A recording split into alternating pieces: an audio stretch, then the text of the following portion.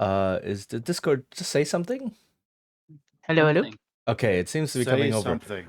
Hello, we're all on a black screen right now. Woo! Hi. Let me try and bring everyone on. What is it? Fugi.tech, right? Yeah. Yeah, Discord reactor. Yeah. I need to log in again. Okay. Welcome. This is highly professional. I've been streaming for professional. 5 years. So It's not a stream without scuff. yeah, it's not a stream without scuff. Let's go. Okay. Mm, So browser source. Wait, I have browser source for a couple of us already. This is the wrong screen. I put myself on the starting screen. I am so good at this. you're doing amazing, sweetie. Just Hello, if you welcome. don't. Hello, welcome don't- Raiders. Oh, welcome, jeez. welcome Raiders to the black screen. Hello. Welcome. Woo! Let's go. Welcome to the void. Welcome Let's to the void. go. Void. My alert didn't go off. Hi, Aqua. Oh my goodness. Why is streamer bot not working? My How alert dare you, didn't streamer go off. bot? How dare. It's okay. We How just started. dare. It's We okay. just started. Hello, this is full of scuff. I'm not actually alone in the void. There are some other people, but they're not Hi. visible yet. Let me put them on. Um Hi. How was everything? Hold on. Take your time, take your did time. not prepare. Who else is here? All right. Vessel is here. Who else? Do I have one? We are lost in the ether. We're lost in the ether, indeed. I need a flashlight. Yes, exactly. But welcome. Oh crap! I only have Choco as Hello? the Fugi. Which one do you want? Is Yes. that the one you're using? Yeah, I guess. Yeah, it's Choco. Yeah, It's I'm Choco. Yeah. Okay. Hi. It's Choco. Welcome. Yay. Hang on, Welcome Raiders. Your background is a little dark. I know. Hi. I'm just setting up everything because this week has been busy. And this was kind of sort of a last minute-ish decision to do this instead of my normal program that I do. Let me just get Braca in here as well, real quick. Where's my Fugi? Yeah, I'm putting it in there. Okay. Now at least we're all on screen. Okay. There it is. Yes, horse. Yeah. Okay. Yes, Hello. Welcome Raiders. Hi Hi. Aqua. My alert didn't go off. I don't know why. I'm sad. But hi. Yeah, I hit first earlier and it didn't go off either. Oh. Okay, the manual thing went off. I'm fine, thank you. Right. So Ooh, shout out. something about the triggers. Something about the triggers didn't function. I don't know why. Anyway, I'll have to check StreamerBot again. I think you just need to log into StreamerBot again in your like in the browser sometimes if it doesn't go off. It just needs a little refresh. Possibly, yeah. I'll do that during the next ad break and such. Yeah. Scary invaders. Okay. Yes, welcome. Do we have music playing? We don't have music playing. That's okay for now. I see new comfy people to follow. Yeah, these are some comfy nice people. So yeah, welcome. Like I said, I didn't set up anything for this because I was busy reading the rule book. But yeah, how's everyone doing? How was Aqua stream? I saw you were playing comfy cafe management game, something. How'd that go? Comfy, yes. So yeah, we're here playing, trying out a role-playing game. Went through a few games. Ah, okay, nice. So I must have only caught the tail end. Um. Right. Where was I? Hello. Trying out a game. Mhm. Yes. I'm Cheechin, for those who don't know me. I'm a Bard VTuber and I do TTRPG stuff, such as today. And yeah, would everyone just very quickly like to introduce yourselves as well, since everyone's here now? Mhm. Are the I can voices start. coming? Oh, hello. I'll go Hello? last. Yeah. Hello. Yeah, okay. If anyone's too quiet or anything, please do let me know. Yeah. Discord Hmm. through OBS is always a mess. So do yeah. Oh, always. Well, I can start. Hello, everybody. I'm Madeline the Alchemist. I love TTRPGs. Yay. Mm-hmm. Woo. Yeah. Hi, Maddie. Hello. Hello. Oh, my pronouns are she, they right now. Right, let me put text on there as you go. Textums. Text, yes. I group these real quick and I couldn't organize. But yeah, someone else go and I don't know. Vessel is next in line, I guess, for now. Hi, I'm Vessel Reborn. I've been playing a lot of Final Fantasy XIV lately. Please send help. This is slowly becoming an addiction, and my pronouns are he, him. Valid. It do be like that. Takes up your soul and your Mhm. life. Do you like long walks in the ether? Long walks with the ether With the ether. in my system. Long talks in the nether. Nice. Who next? We go down the line. Choco, I go last.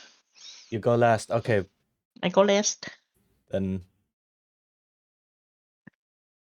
Do you go by Braka still, or is it? Still just going by Lena, but I guess Brocco's so good the announcement hasn't spread to everybody Okay, that I'm then, eventually rebranding, but just don't know what I'm rebranding into yet. So yeah, hi. The VTuber formerly known as Brocca Quiltusk here. She, her. I play lots of TTRPG stuff as well, and yeah, I'm happy to be here.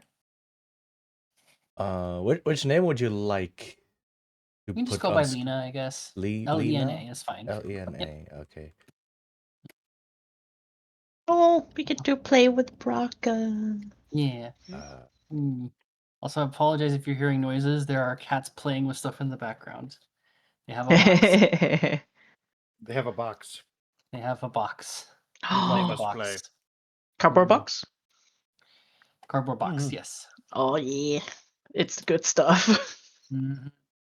They love it. okay, I managed to flip the text upside down. Yay. Hooray. This is going very well. Mhm. You're doing great. We got okay, this. Choco. Believe in you. Okay. Hi, my name is Choco. I'm a tarantula VTuber, and I share my Twitch channel with my older brother, Vanilla. So if you don't see me, it's probably him. Nice. Nice. Nice. Nice. Very Okay. nice. We don't hear kitties. Oh no, you don't I hear want to the hear the No. kitties. I No. want to hear them.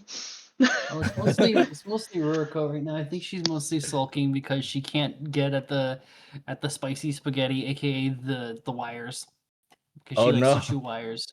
I have made it It's so not. that she can't. It's not that she likes to chew wires. She has the. I don't remember its name. I never remember its name. It's the chewing. It's the chewing condition. Like she has to be chewing something. Brooks, So something like that. yes, it is some. Yes, that is what it is close to. And she chews a lot. Like when she gets excited or when she gets like upset or anything like that, she'll just start chewing on the nearest thing. Um, Especially her feet too, which can sometimes be really terrifying because you hear her just sort of like essentially like biting her nails Oh no. and like pulling. It's really weird. Yeah. She's not hurting herself. It just sounds really violent. Oh no. Mhm. Okay, we have names now. Yeah. At we least. do. Yeah. So also part of the reason why there's no proper overlay or something is because these are like tests where I'm not sure if I'm gonna do like more sessions of them. The main idea is to test a whole bunch of different systems Mm-hmm. and creating a whole new overlay for every single system. I do not have the time for that. I do not have the graphic program streamline for that. Fair. So I was toying with an idea of having a universal overlay that I maybe only have to change a little bit, but I haven't been able to think of anything. Like this week was a lot of work, a lot of stuff. Chinese New Year is coming up, which means everyone is doing their end of year like, I need to get everything out of the way. End of year cleaning. Yeah, and end of year like the end of year debt repayments and end of year finish, because like with the change of Chinese New Year, like everything That went out. especially also with schools and such, with classes, it's like, yeah, we need to finish all of this stuff before, and then afterwards we can have a new start. So And then it's gonna be a break. yeah, Are you guys gonna have a big break? I have a week, so that's very nice. Nice. Nice. Which also means I don't have music. Oh. We'll fix that in a bit. Also, I don't know. Okay. In any case, Masks. Today we are playing Masks. Yeah, my play stream scene is gonna be so messy after this, but we'll deal with that afterwards. So Masks is a Powered by the Apocalypse game. Some people may have heard of that before. PBTA, so called because it started with a game called Apocalypse World by Vincent and Maggie Baker. I probably pronounced the name slightly wrong, so apologies, Bakers. They're some of the best TTRPG designers out there. And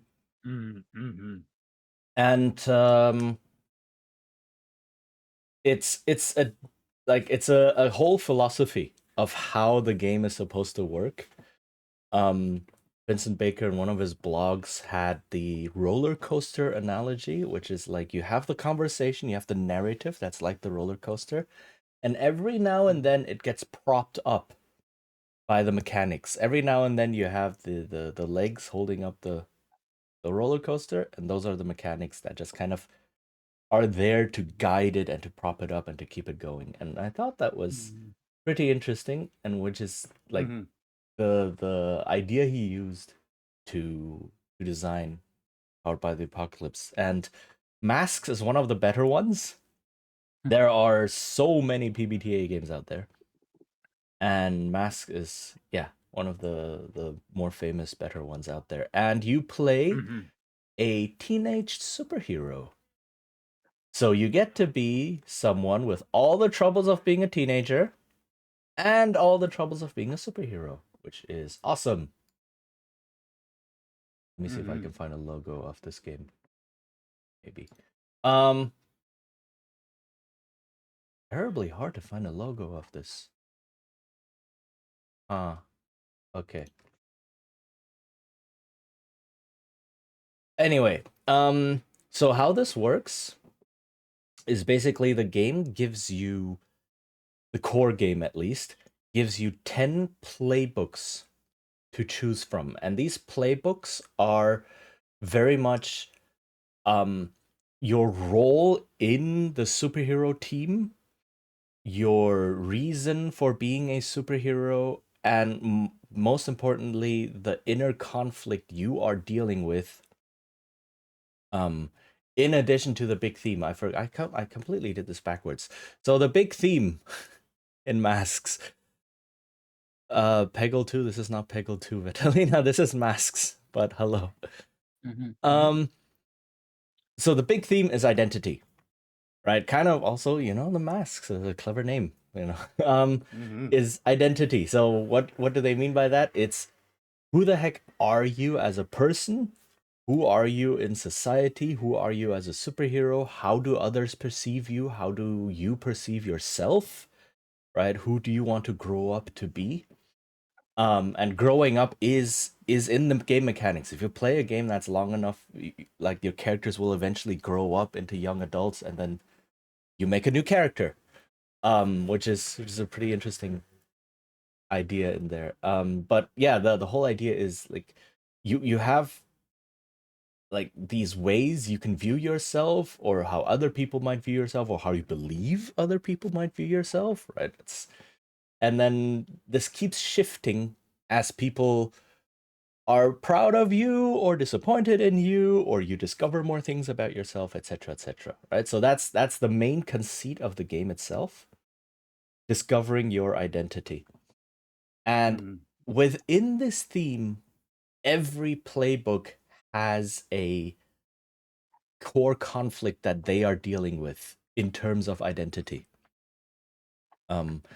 So since no one has a finished character yet, character creation is going to be part of like this test. I'll just really quickly introduce all the playbooks. And then you can, maybe it'll get some ideas on what you want to play, what kind of heroes spring into mind and such. So I should have this memorized, because yeah, that's how obsessed I was with this the past week. I memorized all the playbooks. So we have the Beacon, right? The Beacon is the person with practically no powers who's just there in the team. And the Beacon's core conflict is being a superhero is so awesome versus being a superhero is so dangerous. Oh my goodness, right? So that's your conflict. It's like, why the heck am I even here? Because it's really fun, because I get to be a hero and save people. But also, holy heck, I could die at any moment, right? Not actually in the game, but like in the narrative. It's like, I'm just here with a bow and arrow. It doesn't make any sense, right? That kind of deal. Then you have the Bull. The Bull is someone who was bred or created or constructed in a lab and such, to be a super soldier kind of person. And your core conflict is, I was built to be a weapon, and I am really good at being a weapon, versus I am more than just a weapon, I'm also a person. Right? Then we have the Delinquent. The Delinquent is their core conflict is like, someone needs to hold up a mirror to society. Someone needs to be the gadfly and the troll, right? Someone needs to be the trickster. Versus, if I want to be a hero, people actually need to like and trust me. Right? So it's a little bit more subtle, but it's still a conflict you can see in some heroes. Loki is a big example. If you've seen the Marvel movies, Loki's character arc is essentially this. Right? Loki's actually one of the inspirations that they list for the Delinquent. Yes, indeed. Kid Loki. Hit Loki. For the Bull, yeah, you have something like, as Lena mentioned earlier, X-23, and by extension Wolverine, right? Yep. Or Superboy, who was also cloned in a lab and is like, I'm a ball of anger, right? I can punch real good. The Beacon, I forgot. They had Artemis, was it? Yep. Kate Bishop as well from Hawkeye. Yeah, Kate Bishop. That's and Miss Marvel. Oh yeah, the young one, the young Miss Marvel. Yeah, Kamala. Yeah, Kamala Khan. Yes. Then you have the Doomed, also a very classic one. The Doomed is basically, I'm gonna die. there's a ticking time bomb inside of me. Like manifested in a nemesis that you have to face. And your conflict then would be, do I accept that I'm eventually going to perish and do the most good I can in the meantime, or do I spend this time preparing and hopefully beat my nemesis and then come out victorious? Right? That kind of idea of how do I best use these powers that I have right now? Mhm. And then a very obvious Yeah. example would be Raven from Teen Titans. Or for a Then- less subtle, like Doom is Monster Girl, as listed there as well oh, okay. Mhm. from Invincible. Yeah, she's listed in inspirations section. I've never actually watched Invincible. Okay, Oh, so do you know what her deal or basic deal is though? I have no idea about it. I've tried to stay spoiler free from that thing Okay. as much as I can. The TLDR without spoiling too much, because she spells it out in the first episode we see her, is Monster Girl looks like she's like a preteen, but she's actually 25 because every time Oh. she turns into her Hulk monster form, she gets progressively younger. Oh, It's part of the curse that affects her powers. So every time she uses her powers, again, progressively gets younger and younger and younger. ooh. Yeah. Okay, yeah, that could also be. Yeah, Mhm. that's also a doomed. Yes. Yes. Mhm. Then you have the Janus. Yep. Like as in the two-faced god. Mhm. Who is basically they have so their core conflict is normal life versus superhero life, right? If you're not wearing your mask, you're like, oh my goodness, there's so much stuff happening out there, I need to put on my mask and save people. And then when you're wearing the mask, it's like, oh my goodness, I have homework assignments and my part-time job and my boss is angry and my parents, blah, I need to take off the mask. Right, so that's the core conflict with the Janus. Mhm. Miles Morales, basically. Yes. Yes, that's one of the core inspirations. Yeah. Then you have the Legacy. So the Legacy comes from a long line of superheroes who have all borne the same name and same costume and same basic powers. And you are the next in line, usually like a family legacy and such. And so your core conflict is, I'm already a celebrity through my family. People already know and respect me for carrying on the torch. But holy heck, this is so much responsibility. Mhm. And do I actually want to be this legacy, or do I want to be my own person? Mhm. So the classic, or one classic example would be Supergirl. Right, Mhm. who's like, oh yeah, everyone knows Superman. The entire world knows Superman and respects Superman, and I wear the same emblem, so people respect me as well. But also, yeah, they have high expectations because of that. Mhm. Right. Mhm. Then you have the Nova. The Nova is basically the person with the superpowers that makes them a god. Right, it's like that they're just all like, I can reshape reality just with a snap of my fingers and such. So their core conflict is essentially, I have the power to do so much good versus, if I lose control of my power, so many people die. Right, that's the basic idea of this character. I don't know, Scarlet Witch was one of them, I think, that they Jean Grey. Jean Grey, Wiccan. yes. Wiccan, Scarlet Witch's kid. Yeah. Yeah. So like the Phoenix Force and all that. It's like, if I have so much unlimited power, but then if things go wrong and the Phoenix Force takes over, I murder everyone. Right, that kind of idea. Unlimited power. Exactly. Sorry. We're almost done. We have 3 more to go. It's 10 Mhm. to give you a lot of choices, right? Then you have the Outsider. The Outsider is quite literally an alien, because we're in comic book land.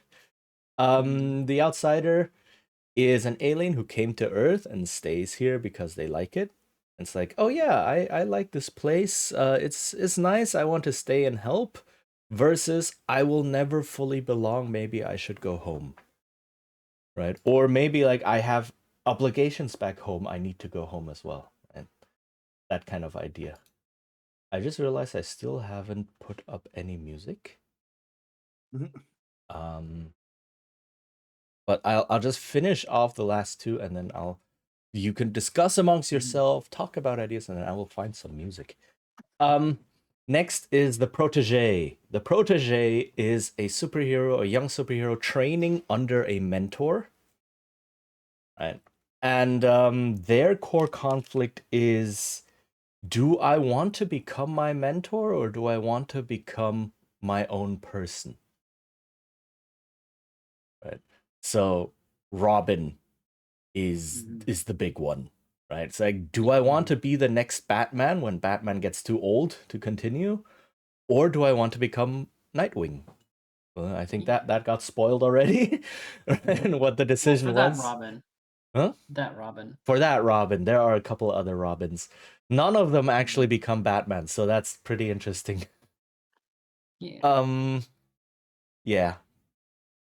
Then there's the transformed. So the transformed is basically something happened to you to make you inhuman in some way, like outwardly, visibly inhuman. And your core conflict is, I wish I could go back to being normal, versus I have these powers now, I could use them to do some good. Mhm. And a classic example would be something like The Thing from Fantastic Four. Or Cyborg. Or Cyborg. Oh yeah, Cyborg. Beast Boy in a way as well, right? Cyborg and Beast Yeah. Boy. Yeah. So yeah, that's the 10 core playbooks. There are like 10 more if you look at the supplementary material. But we're not using those for now, also because I haven't looked at those as much. And I think these 10 are already pretty good. They cover a lot already. Yeah. So yeah, ideas, talk while I look for music. Discuss. What are we thinking, folks? Discussion. What did you say you wanted? Your I hero didn't- character? I had a concept, but I'm stepping back to see what other people are going for at first.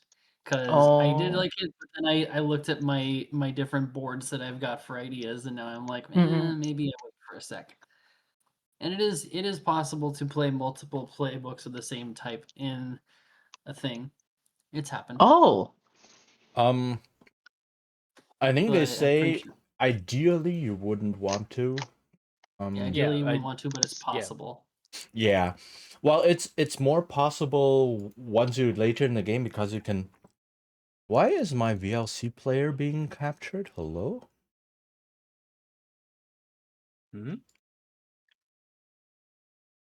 Good thing I didn't just dox myself or anything. It's just a playlist. That's good. But suddenly VLC on stream. But yeah, so you can. Sorry. No. Go ahead. So You're the still idea is explaining. you can switch playbooks later on Mhm. as you evolve, as your character grows and such, or as you make a new character.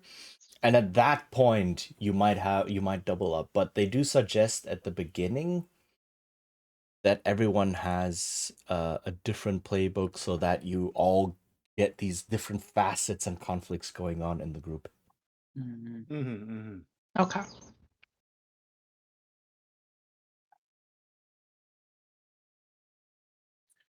I'd I'm love to in play early- something like the Justice League soundtrack, but that's probably copyrighted. Probably. Likely. Most The likely. the kazoo version is not, but Oh. that's really silly. That's really silly.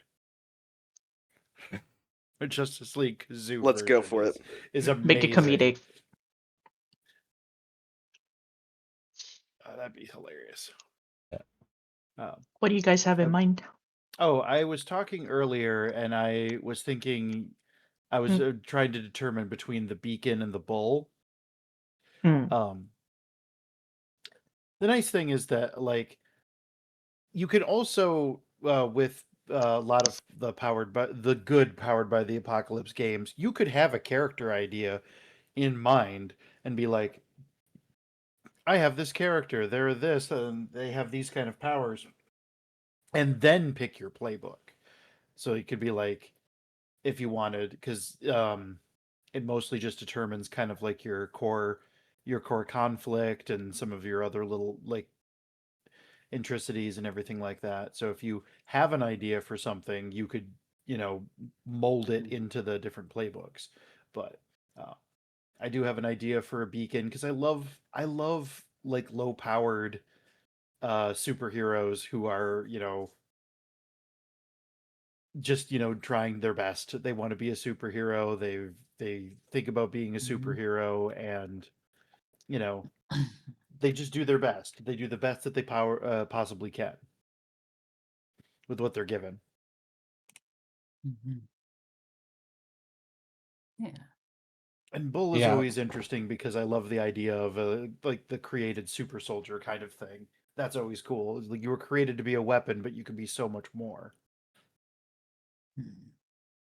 Yeah, none of the playbooks really have hard limits or hard what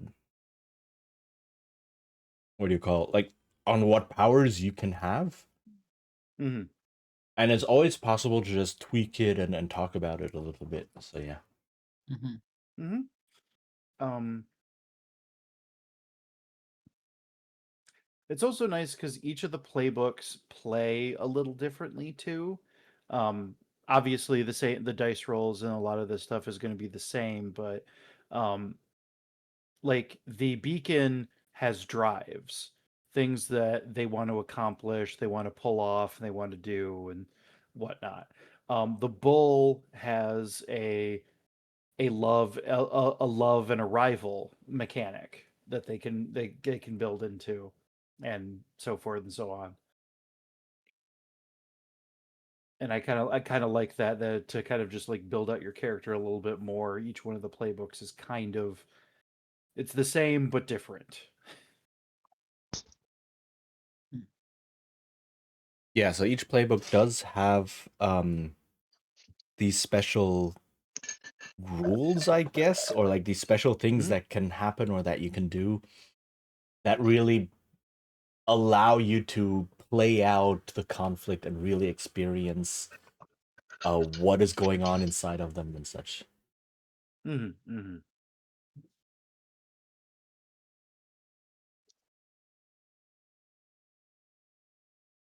Also, I should probably create a Roll20 for this. Oh, Yeah, yes. Yes. that would be nice. Okay, I put the link into the Discord. Dism cord. Verifying that I'm human. No. The Roll20 version might have more playbooks. I didn't check. But we'll ignore those for now. Some of them are a little bit more involved. Mhm. And Mhm, make the Now, there's a game, couple. yeah, Yeah. and pull the game in a certain direction more than others. Mhm. Yeah. But The we'll do that later. Oh, you can just create your own characters. That yeah. is very good. It's not letting me make one. It's not Oh, letting you make one? it let me make one. Yeah, I just Yeah. saw Madeline make one. Hold on, let me. This I can put on screen. Let Mhm. me. Because I've clicked the thing and it's not letting me make something. I've clicked add Huh. character and there's nothing popping up. Okay, hold on. Oh, this one's already in use. Let me make Chrome. Hello.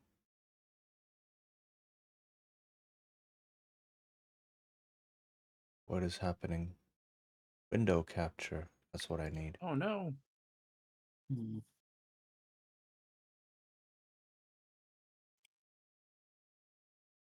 Uh, there we go. Oh, it's covering up everything. Oh no. Oh There god. we go. There we go. We now has Roll20 on the screen. Awesome. Nice. I mean, I Yay. can create one for you real Um, quick, Yeah. and then 'cause it's- allow you to to edit. Do you see it now? Yes, there it is. Thank you. There it is. Yes. Okay, indeed. They have a whole bunch more. Like I said, there's like another 10 playbooks in supplementary Mhm. material. Which are also interesting, but we'll leave those Mhm. aside Yeah. for now. Yeah, because like they all like some of them are really like very dependent on like what's like the story needs to be, like the harbinger being, I've come to warn you of the future kind Yeah. of thing. But then you've got something silly like The Joined, where it's just you're the Wonder Twins. Form of That's right. water. Mm-hmm. It's like which Wonder Twin got the shorter end of the stick? Seriously. That is the question.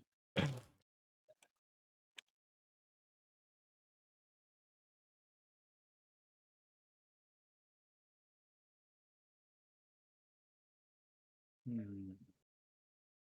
Hmm. I think I might go with the beacon. I think I've talked myself into it. Nice. Okay.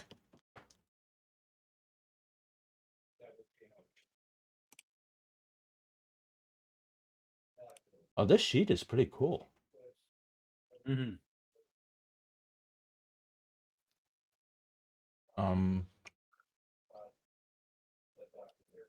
Wait, Vessel, are you there? I'm in thought. Oh. Deep in thought. Is anyone doing Doomed? Nope. Not right I'm now, not I doing think. Want to play a Doomed? it. Yes, Ooh. please. Okay. You have an idea. You have an idea for a doomed? Ooh. I have an idea for Doomed. I was thinking a hero that could use poison or Mm-hmm. something related to that, but then every time they use it, they inflict internal, like they kind of poison themselves in a way, Oh, and yeah, it yeah. shows on their face, so they're gonna have a mask regardless because they don't want to show their face. Oh. And I feel like that might be Oh. really cool with the. I was looking at the look, and then it says haunted eyes, angry eyes, empty eyes, steely eyes. And I was thinking like Ah, maybe empty eyes would be really cool with it. Mm-hmm, mm-hmm. nice. I like that. Then cool. Mhm.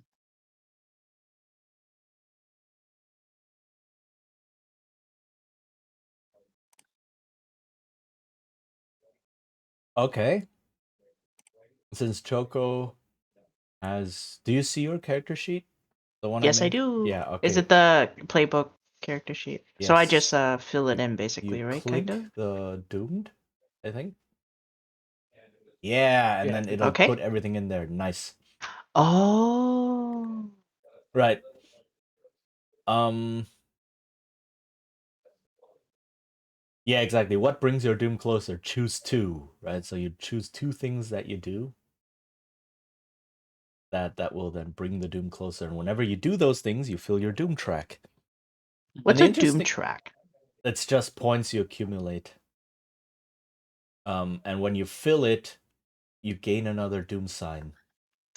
Oh. And the thing is, you do want a couple of doom signs because they make you more powerful. But you only have 5 before the next one is your doom arrives. Right, so I feel like Oh. gonna say if I feel like your power is like poison based or like acidic based stuff, overexerting Yeah. yourself might be a yeah. Yeah. Mhm. Yeah.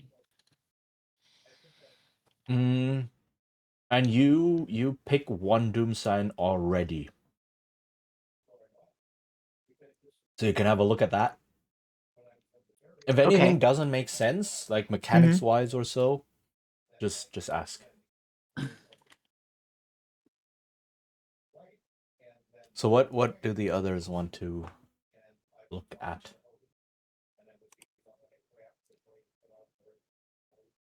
Vessel, you can also join the Roll20 and then have a look at the character sheets. Yeah, and my such. this is one to be a bit slow on my end. Oh. No hurries, no rush. This is Any why. idea what you? Hmm? Oh, sorry. Yeah, I no, was gonna this. ask Lena if she's thought of anything. I'm considering a few things, but go ahead. That's why this is a test and not an actual one shot, because I'm learning the game as well.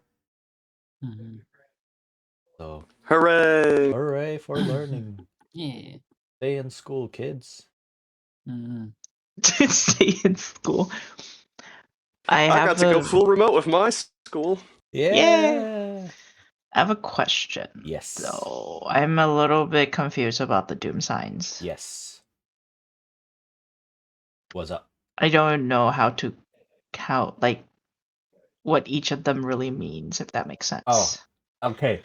So, Dark Visions. Mark your Doom track to have a vision about the situation at hand. After the vision, ask the GM a question. They will answer it honestly. So this is really just.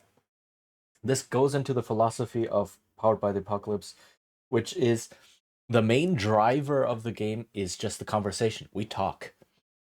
And every now and then, something you say or do in the fiction is going to trigger the mechanics.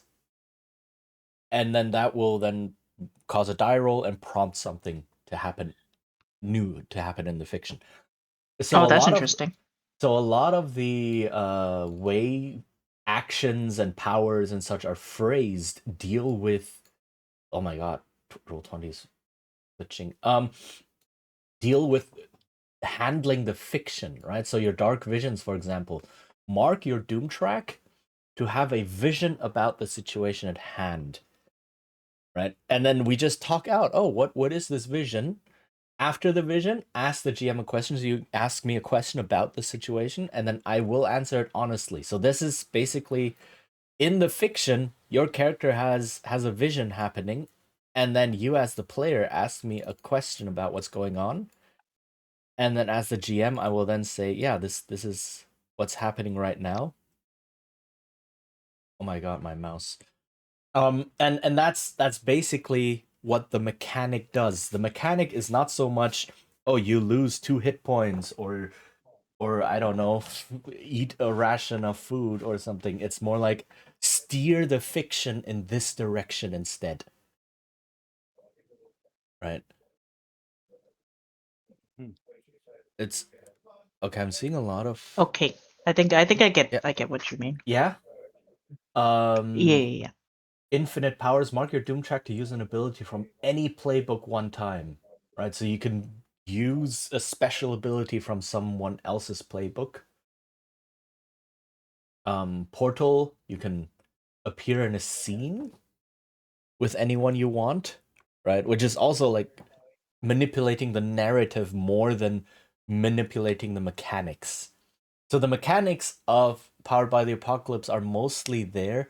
They get triggered by the narrative, and then you roll dice to find out where the narrative goes because the move or the action then manipulates the narrative in return. Right. So that's the idea of Powered by the Apocalypse.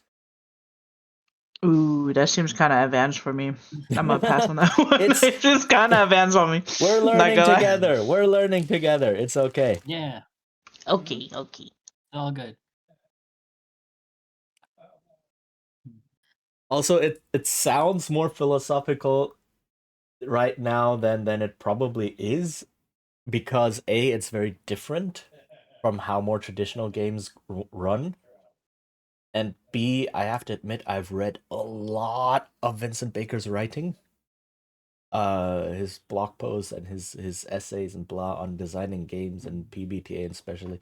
So like I might be like on too deep. I might be too deep in this. Mhm. So yeah.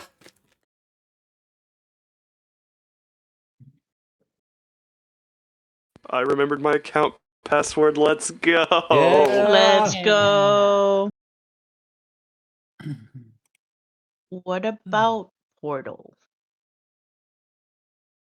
Sure. Oh, wait. Oh, never mind. I know what that is. What about Burning Bright? What does that mean, kinda? Okay, so you also have a sanctuary as the doomed. It's further down on your character sheet. Right, so you have Sanctuary. Oh, I see it. Okay. Yeah. They have a place where you can rest, recover, reflect on your powers, write 3 features of your sanctuary. I think the book has a couple of ideas. Yeah, it has a couple of ideas what kind of features you can have. And write down 2 downsides. Again, the printed playbook has a couple of ideas on that. And then when you call upon the resources of your sanctuary to solve a problem, say what you want to do, the GM will give you 1 of 4 requirements from the following, which you must fulfill your solution. Right? And then when you instead mark your doom track, you can say, you know what, screw that, I'm just going to use my sanctuary.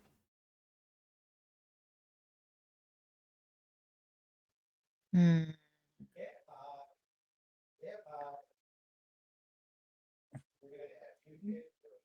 Apparently, people can hear my dad Oh. having a conversation in the other room. Yeah, I can hear that a little. Yeah. Yep. Not really sure how to. Is it on my end or your end? It's on both of our ends. We would just have to Oh. mute our microphone until we're talking, basically. Okay. That's what I'm going to do. Okay, Vessel, you should have a character sheet now.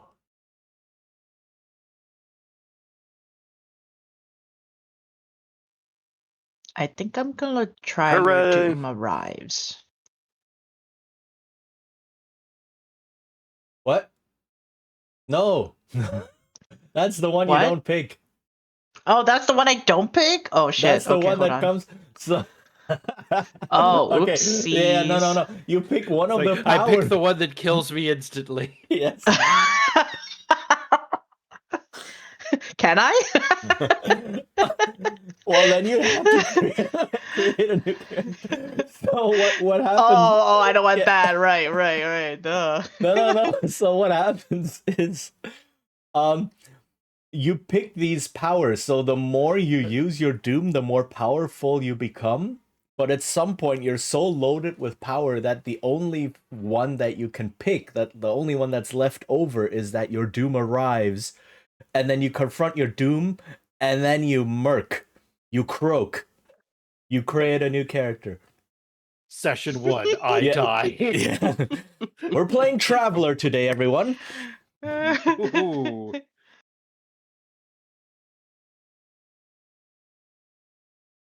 Yeah, so you pick special powers, and then it fills up the doom signs. So once you have a doom sign, you have it forever.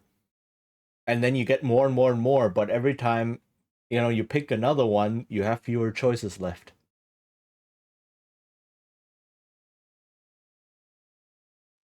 You know what?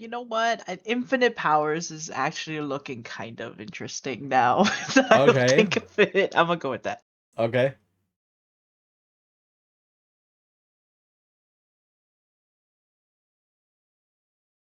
You can just do something from Yeah. anyone. Yeah. Okay.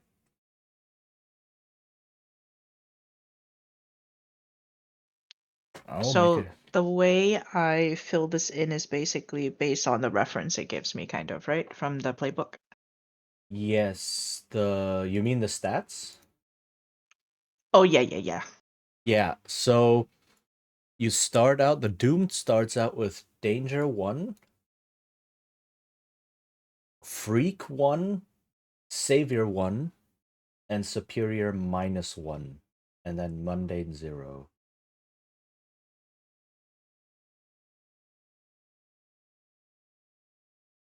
Oh, if you check the playbook check mark, you pick one and then click the playbook check mark. Yeah, it gets rid of the checklist on top, so it doesn't take up that much space. Oh, wait, did I do it right? Click there's a check mark next to playbook that you can click, a checkbox, all the way on top. So after you've picked your playbook, you can check that one to get rid of all the choices. Oh, okay. Yeah. Okay, I see what you mean. You mean minimize it. Yes, essentially it minimizes it. Yes. So these labels, by the way, are how you see yourself, how others see you, right? So they're like, oh, you are a danger, you are a freak, you are a savior, you are superior, you are mundane, right? That's basically what these labels mean, and they will constantly shift up and down. Wait, no, you have mundane 0. There we go.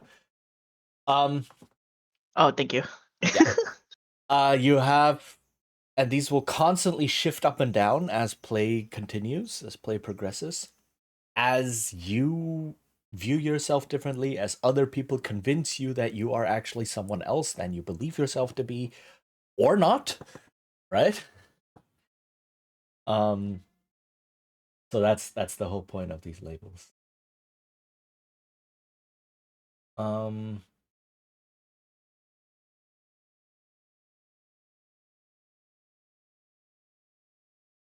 Yeah. Any ideas on the other end from other people? Any superheroes?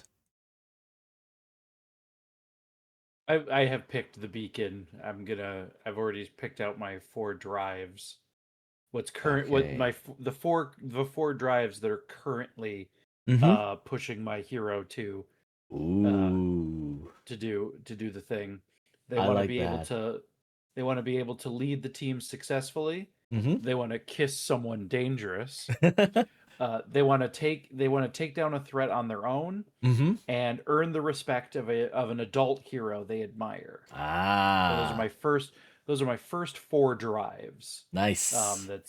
That's causing me to you know engage in the hero life.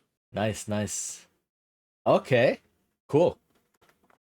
And I think she's more along the lines of one of those um kind of like a Miss Marvel type, where she's been a fan of because this is a world of heroes and so forth Mm-hmm. and so on. These are not just like, it's not like one day the comics came to life. It's, Yes.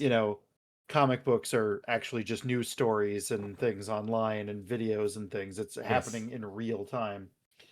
Yeah, Um, so I very good point. I forgot to mention a little bit about the setting. This is comic book land we're in, right? Mhm. So there have been 3 generations of heroes before you. Very not coincidentally called the Golden Age generation, the Silver generation, the Bronze generation. Though this shows the age of the game, there should also be a Dark generation between that. But anyway. So superheroes and the supernatural threats and extraterrestrials and blah and all of these super machines, the tachyon ray and the anti-gravity gun and blah, these are, people know they exist. They are things in the world, Mhm. right? You don't see them every day necessarily, but if like a giant T-Rex rampages down Main Street, you're not like, what kind of a book did I get transported to? You're like, oh crap, this Yeah. is happening to me today. All right. Mhm. So Yeah, exactly. So she's that kind of a person who's been kind of like watching the heroes from afar, and then had a situation happen to her where she, did a slightly heroic thing, like something low key but like like heroic thing, and is now like, okay, I'm going to become a superhero. Like, this nice. is my destiny. My destiny is to become a superhero.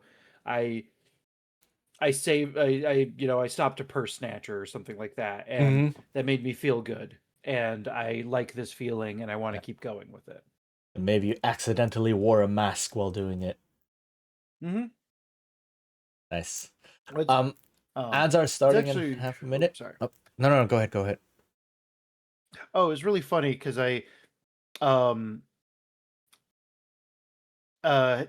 it's not the same. But have you heard of the TTRPG Champions? I think so. Yes. It's a superhero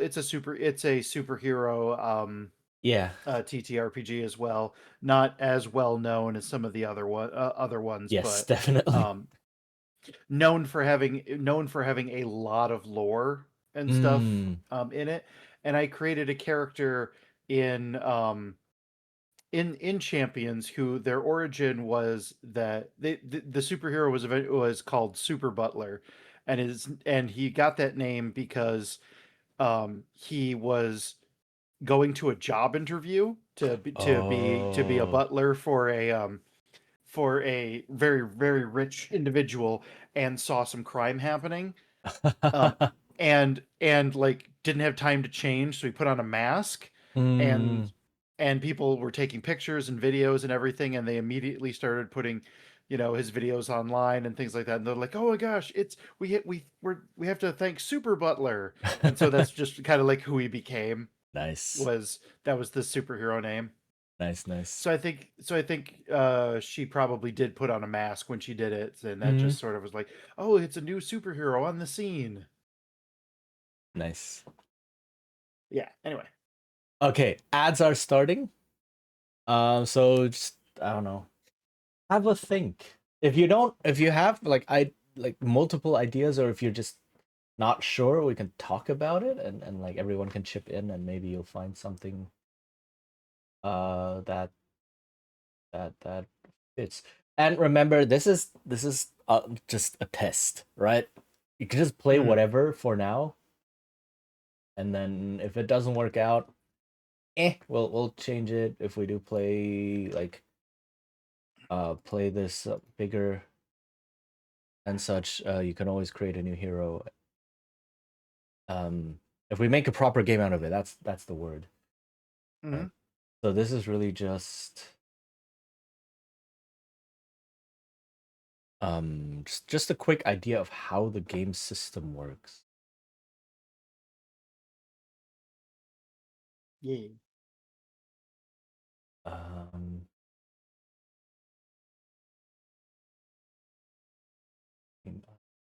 VS platforms, Twitch connected. How many of the conditions are we supposed to tick? None. None. Okay. You get those in the course of play. So conditions are your damage. Yes. Ah. Yeah, when something bad happens to you, you get a condition, and then that makes you worse at certain actions. Mhm.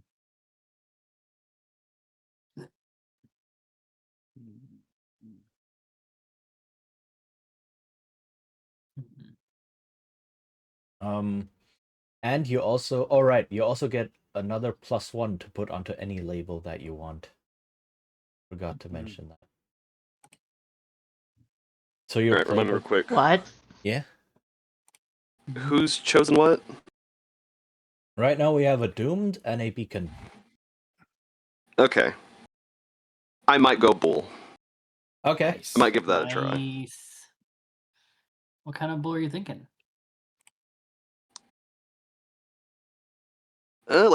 Like, do you mean bull moves specifically, or Like character type. Like what's your character? What's your hero?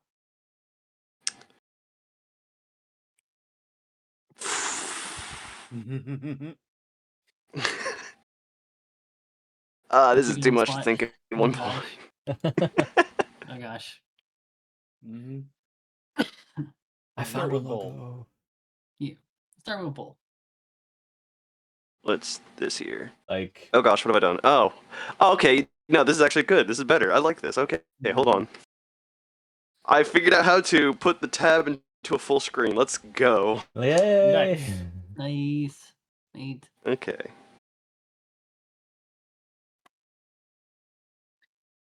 is the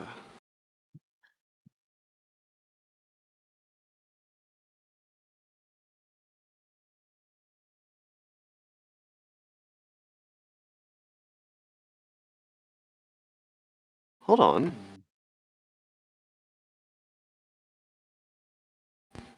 Oh no, there they are.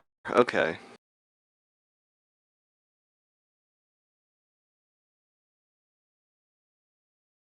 Ooh. Saving as a web P.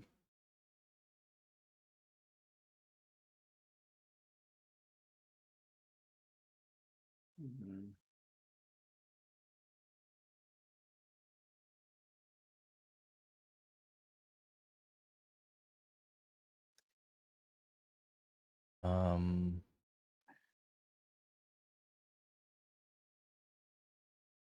We has logo. Hold on. I need to resize We have a logo? We to has logo. resize it. Aha! Now everyone knows what we're playing. Yay! Nice. On the spot overlaying. Building the airplane while it's in flight. Let's go.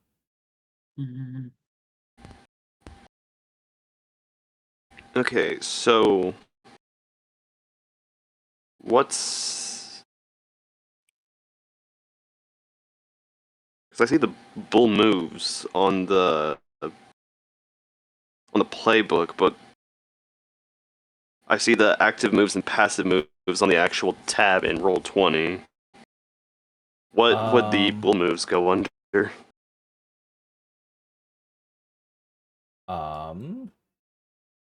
Hold on, let me check the bull real quick. Holy crap, a cat just. Hi, Pepper, how long have you been in there? The Aw. cat just came out of the closet. Hi, come here. Oh, congratulations on the cat coming out of the closet. Come Aw. here. Yeah, I've noticed the character sheets don't actually have sections for everything. Yeah. Yeah, I was kind of confused with that. So Like they're very complete, and then like because I don't have any places to put my my beacon abilities. I think those are active and passive moves. You just add them in there. Okay. Right, because the bull has the bull's heart. There's a section for that. But then every playbook has moves, and I think you just write them under the normal moves. Okay. Your active and passive moves. I'll do that. That makes sense. That makes sense enough. I'll be right back. Yeah.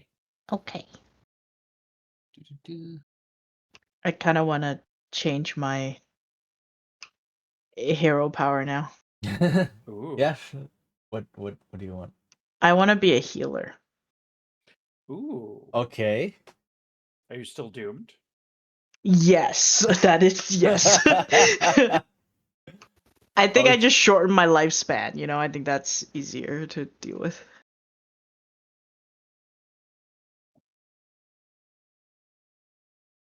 Okay.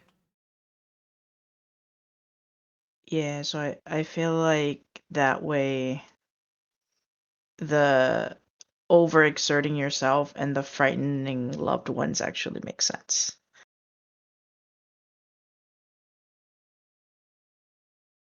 So you frighten loved ones by healing them, or I think it's more of frightening them as in, so I'm not going to be here in a few years time type of thing. okay. Like psychological, does that make sense? That seems a bit abstract. It is, yeah, it is a bit abstract. Maybe These are facing like, danger alone, technically, because there's nothing I can do about it. so these are more like things that you choose to do. or things that you might be forced into doing. So the idea here is, how much do you want your Doom track to be triggered? How often do you want your Doom track to be triggered? And if you're playing the Doomed, Ah.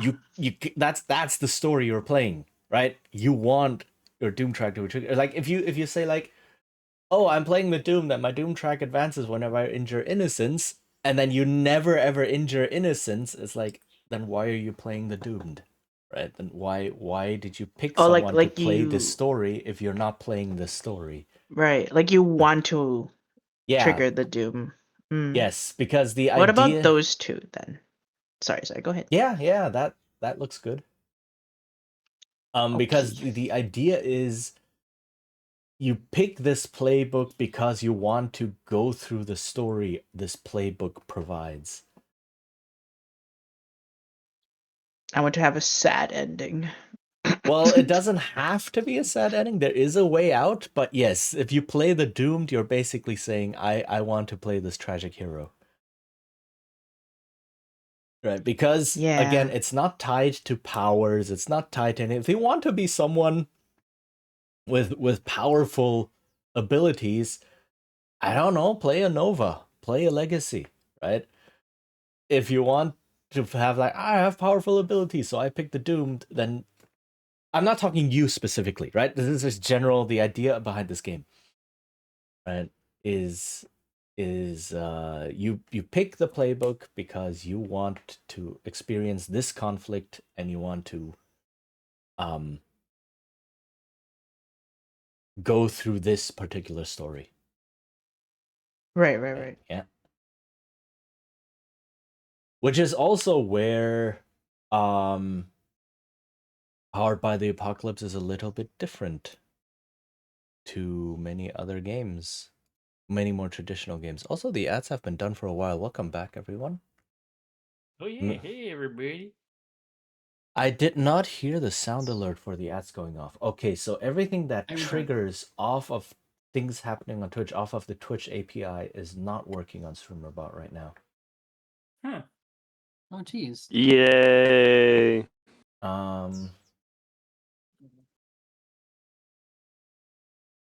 Okay, now I'm coming down to more of a toss-up. Do I actually want to do the bull, or do I want to do the delinquent? Ooh. Delinquent is good. Oh, Because I saw the. It's like initially, as I saw like the gadgets, I didn't see the illusions part. Mm-hmm. yeah. I'm kind of thinking of that. Okay. Ooh. Illusionist. That could be fun.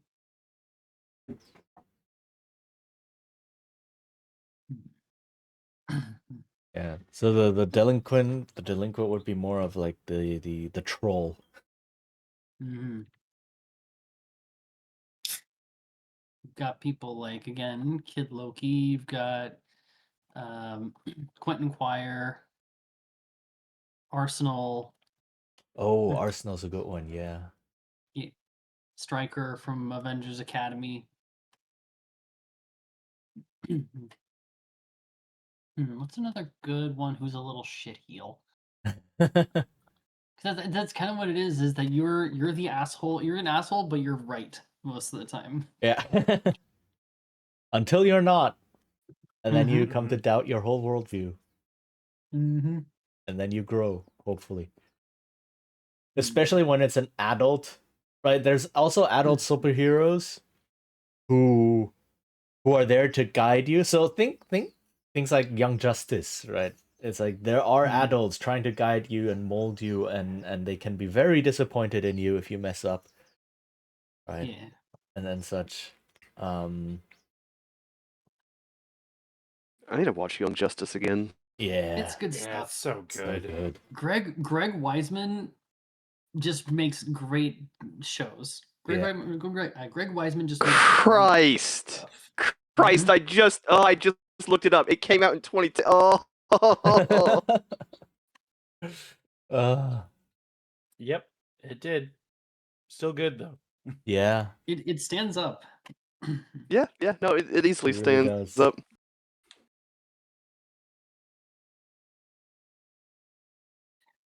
I actually first started reading the original comics back when it was just Robin, Superboy, and Impulse. Ooh. I didn't expect it to get turned into a series, so that was cool. I'm ashamed that Secret was only in one episode though. She's such an interesting character. Oh, She's yeah. the ghost girl. She's Yeah. actually like a founding member of the original team. Oh, dang. Yeah, Susie, well, Greta. Greta is actually a founding member of the OG Young Justice team, and she was there for like the entire series run in the comics. Wow.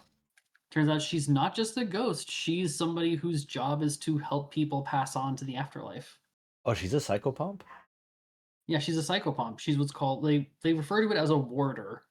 But Okay. it's also like yeah, in the thing in the comics, her brother still murdered her for powers, but it was instead of like just to be able to wield the sword of Beowulf, it was to get demon powers from Neuron, who's basically the devil. That doesn't sound healthy. Yep. Then there's also the fact that they had a freaking mage on the team before Zatanna. They had Empress. Empress is like super freaking cool. I She guess is I have to a read that then. yeah, her dad is a government secret agent, but her grandmother on her mom's side was a Vodun priestess. So she knows magic, and she also has like a minor like psionic ability where she can tell somebody to do something and they will like freeze, they'll like do that immediately. Like the Oh, first thing that she said to Robin when they were like fighting and she was in her full like outfit, she just says, "My wish is your command. Stop." And then Robin just couldn't move his feet. oh, dang. Like his mind subconsciously obeyed. Wow. And they also had like a clone of Lobo on the team for a while there. Yeah, I remember that. yeah, it was originally a de-aged Lobo, but then he got torn apart during the big whole Imperium War thing, I think. And one of his blood clones survived and joined the team as Little Lobo, or Slobo as they called him. Lobo Yeah. also makes a good delinquent. Oh, Lobo is a perfect delinquent. Especially Yeah. this version because he actually gets a little philosophic at the end there. Ooh. Because like he still has all of Lobo's like memories and stuff, but he's like a teenager. Mm.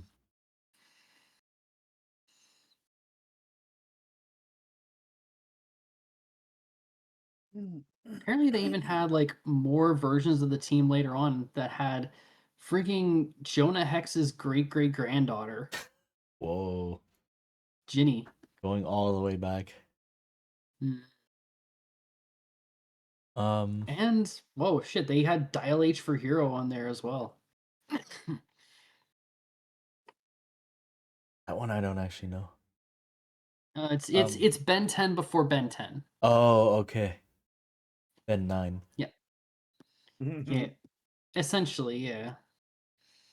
Um. Except they didn't turn into aliens; they turned into superheroes from different dimensions. Oh, okay.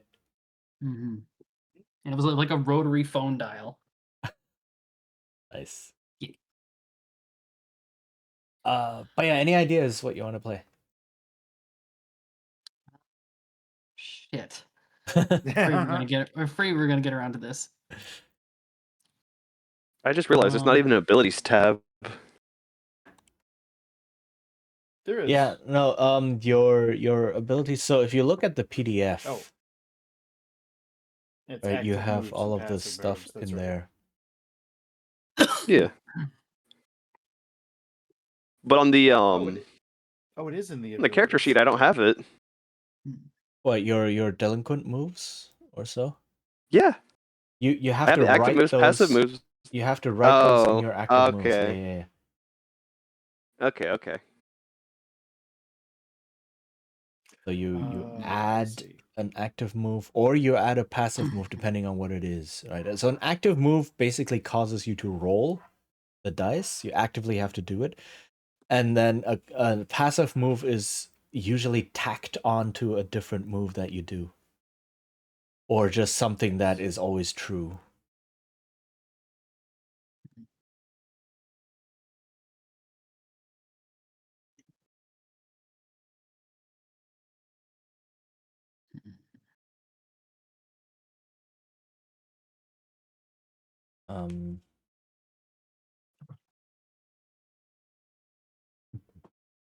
I mean, Lena, you could play the character that you were posting about earlier.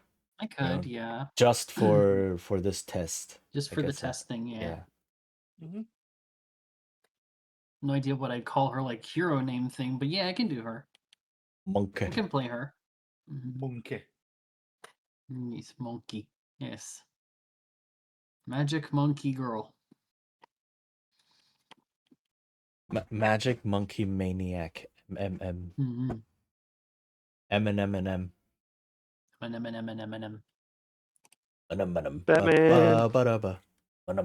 Okay, now I gotta pick the moves, move sets. And...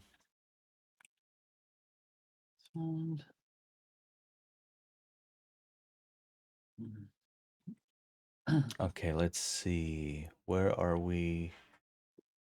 Doom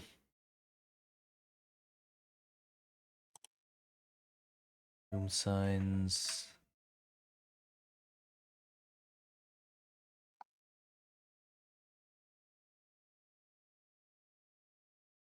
Oh, the Doom doesn't actually get any special moves on their own. I'm very confused. So essentially, moves, what the moves are, again, not again, just like as part of the game explanation. So a move is when the mechanics trigger, right? So it's called a move instead of a skill or ability or so, because it's something you actively do in the fiction. So there are the basic moves that you have in game, and everyone can do those, right? So a move would be something like directly engage a threat. And every move comes with a trigger, which means, for example, when you directly engage a threat, you do a roll. You roll. And that means when in the fiction, you are actively doing this thing. If you directly engage a threat, then the move triggers. If you don't directly engage a threat, then the move doesn't trigger. And if you are in the fiction directly engaging a threat, the move will trigger even if you don't want it to. Right? So there's this very awkwardly phrased adage in PBTA called when you to do it, you do it. Right?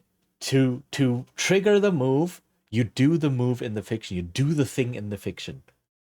And when you trigger it, when you do it, you do it. When you trigger the move, when you do the thing in the fiction, it triggers the move. You don't have a choice. Right?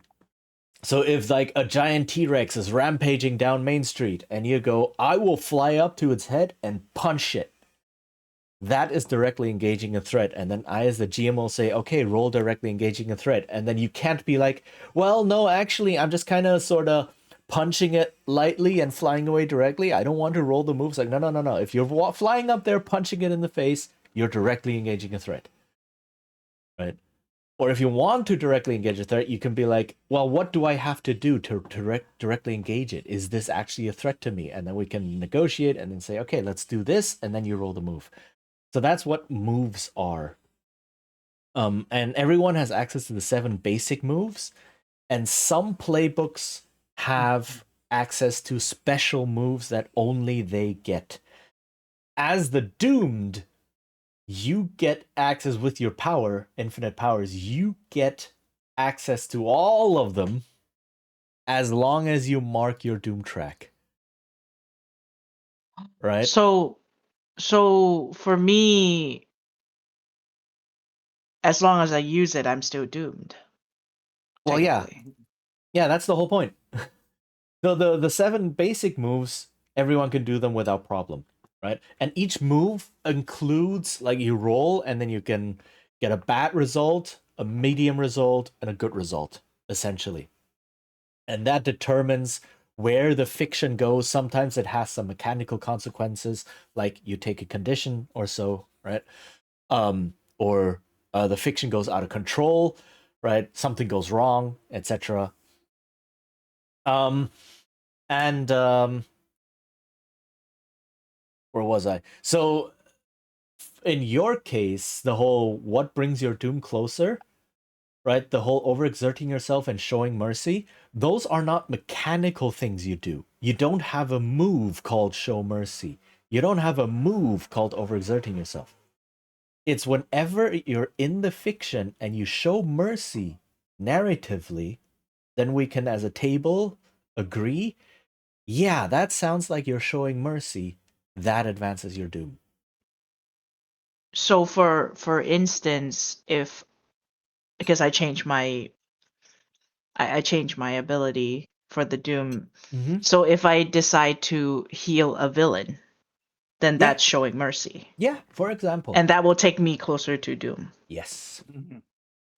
And overexerting is probably like if I basically take longer to heal someone because their wound is bigger or something like that. It could be Or they're anything. about to- It could be. It could be anything. Yeah, it could be anything in the fiction. Am I in trouble? Well, Whenever that's I the do whole something? point. Am I just? I'm taking time bomb right now. You're playing Yeah, the that's doom. the point. You're playing the doom. Fuck. It's in the name. Yeah, Like, it- I it would really play- Well, is. guys, I'm in looks like you danger. don't need me. I'll see myself out. It's like saying, I am playing a hero called Car Crash. I will never go near a car. It's like, then why are you called Car Crash?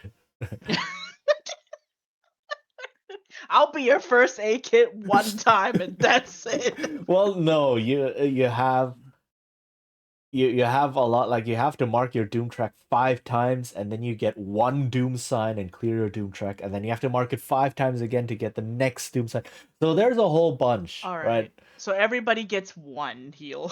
Everybody, it's like Spider-Man. Everybody Everybody gets gets one. Well, I Everybody think gets it's one. more like it's more like Raven in like the Teen Titans cartoon, where it's like she has to use her powers because she's part of a superhero team and she wants to prove to herself that she's a hero.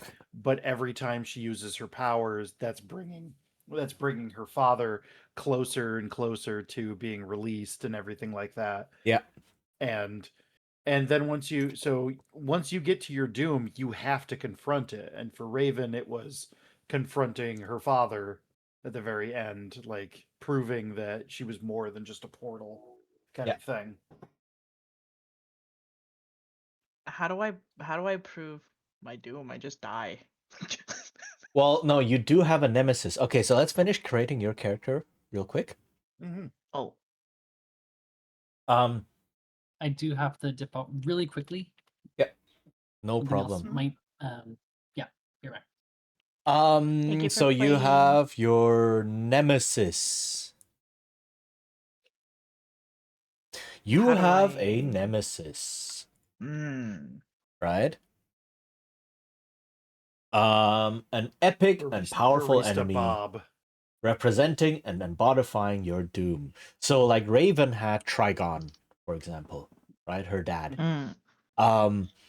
And so you also have a nemesis, someone who is going to bring about your doom somehow, right? You can decide how.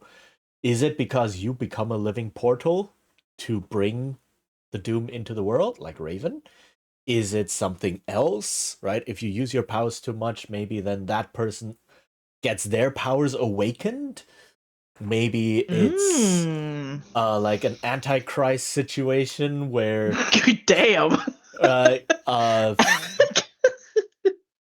the nemesis springs out of your forehead, fully formed, and starts destroying the world. I've no I idea. kind of like that idea. I'm not gonna lie. I really, I don't know. When you said Antichrist, I was like, that seems like that seems like me. Antichrist. Let's find out what it is. There's the Christ, Okay, there's the okay. Antichrist, and there's the Metachrist. Right? So you give your nemesis a name, Right. basically. Ooh. And then at the end of every session, answer the question, did you make progress on defeating your nemesis? Right? So essentially every session. Ooh. So this is why I was saying the doomed, their central conflict is, do I use what time I have left to do good? Or do I focus on defeating my nemesis? Because at the end of every session, if you did make progress toward defeating your nemesis somehow, Right. you Right. mark potential, you grow stronger. If not, you mark your doom track. So, right? So that's the conflict embodied in here. Whoa. Yeah, whoa. That's- Whoa. I have an idea, kind of. Uh, it's kind of like Antichrist, but not really. Let's say that could it be something along the lines of the nemesis I have to face is a thing that will destroy like a big part of the world, kind of like a wipe out a little bit of the map, if that makes sense. Like let's say it's not a living thing, Mhm. but it's a weapon. Okay. Okay. But then now I'm thinking, how the fuck do I face a weapon? Well, you But don't it doesn't work. you don't Like I have don't to know how. actively face it, right? Again, Okay. do you know Raven from the Teen Titans? Do you know? I mean, I know of her, but I don't know her Okay. backstory So actually. basically, in the stories, Raven didn't constantly fight Trigon because he was in another plane of existence, right? He was locked Okay. away. And Raven is basically like, if she succumbs to her powers enough, she becomes a portal to let him through to Earth, and then he will destroy the Earth. So her challenging the nemesis or defeating the nemesis was not going up to Trigon and slapping him. It was Okay, doing 'cause- things like assembling the Team Titans and training with them so that there would be a team to eventually face down Trigon when he inevitably comes. Right? And finding Wow. more about him, or like training her powers, meditating, and those kind of things, right? Right. So that also Ooh. counts as actively working against your nemesis. Okay. Okay.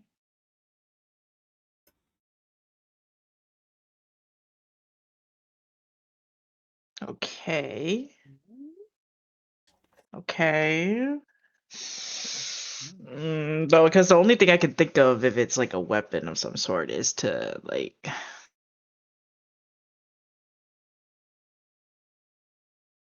engineer that could do something. I don't know. I don't know where to start. I don't know how to go about it. Because it's one thing to be like a healer, right? But then Mhm. it's like, How what about- nemesis does a healer have? How about this to tie it into your healing theme? Okay.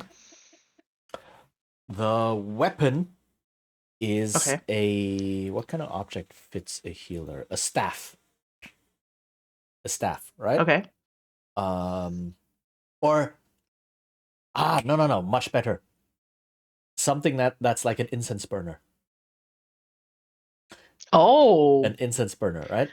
And it's locked away Oh. in a different dimension. An incense Possibly, burner?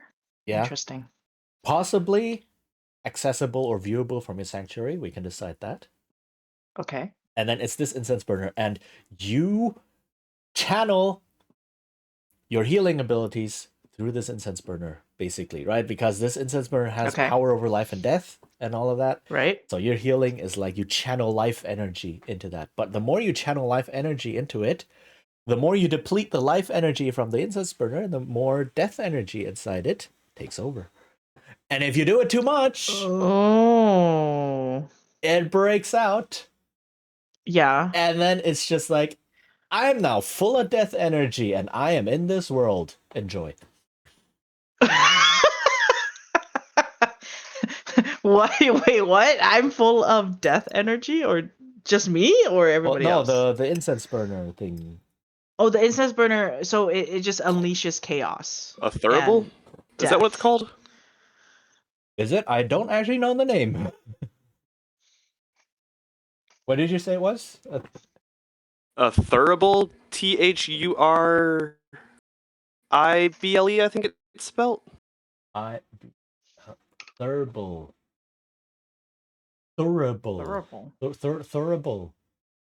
Yeah, that kind of thing. The thing that people swing around so that people in church get high.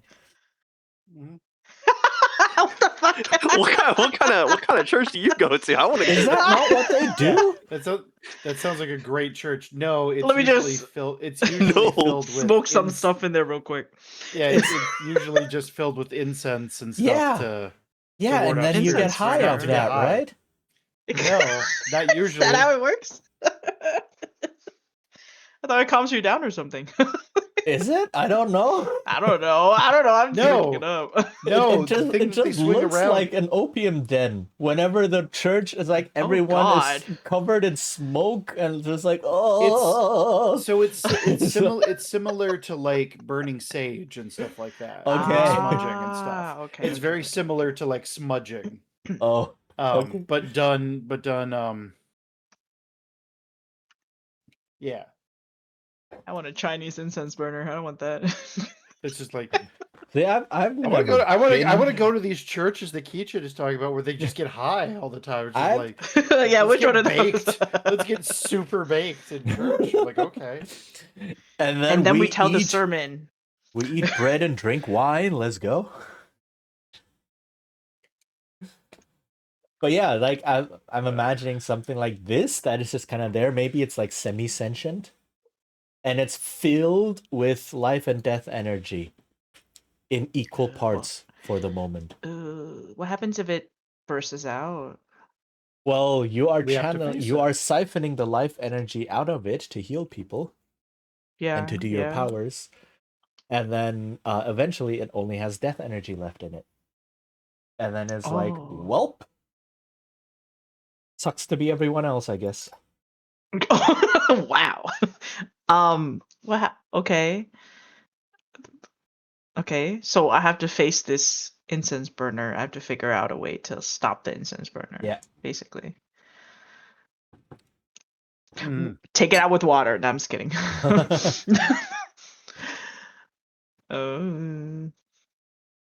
And maybe How it's the in your hell? sanctuary, right? It could just be floating there in a pillar of light. Oh.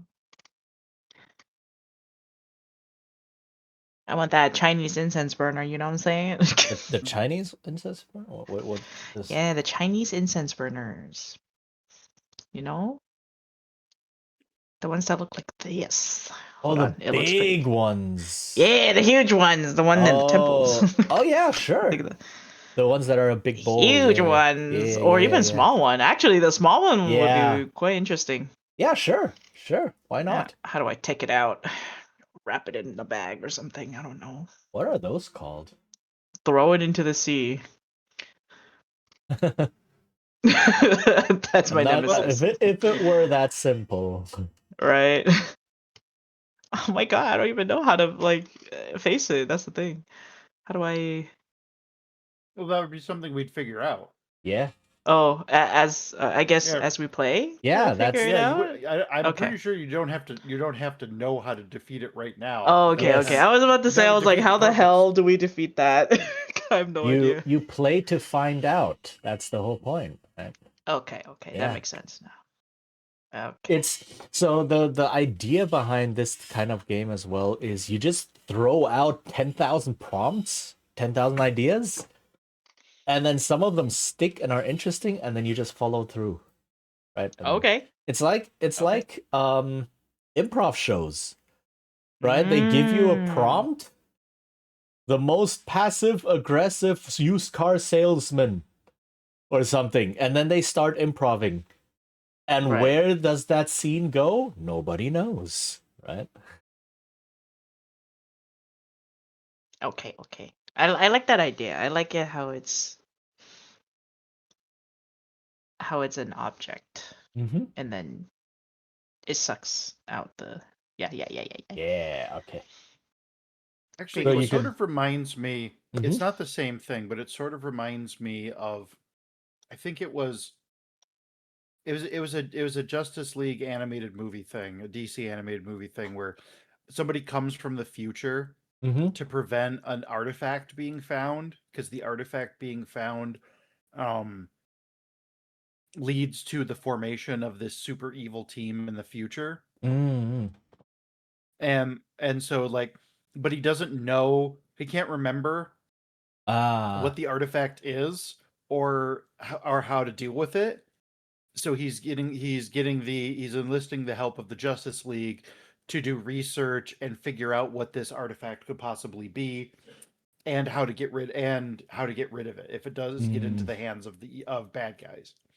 Like it could be that could be similar. Like, you know that this thing is eventually going to come out. Mm-hmm. You know that this this fountain, this like container of death energy is eventually going to be released on the world. Mm. And so your whole thing is, I'm the healer for the team, and this is the team that's going to help me deal with this thing. We need to research this thing and figure out how to defeat it, because it's coming. Mm-hmm. Okay. Maybe not today, maybe not tomorrow. Yep. Likely Someday. after I get like 50 Doom.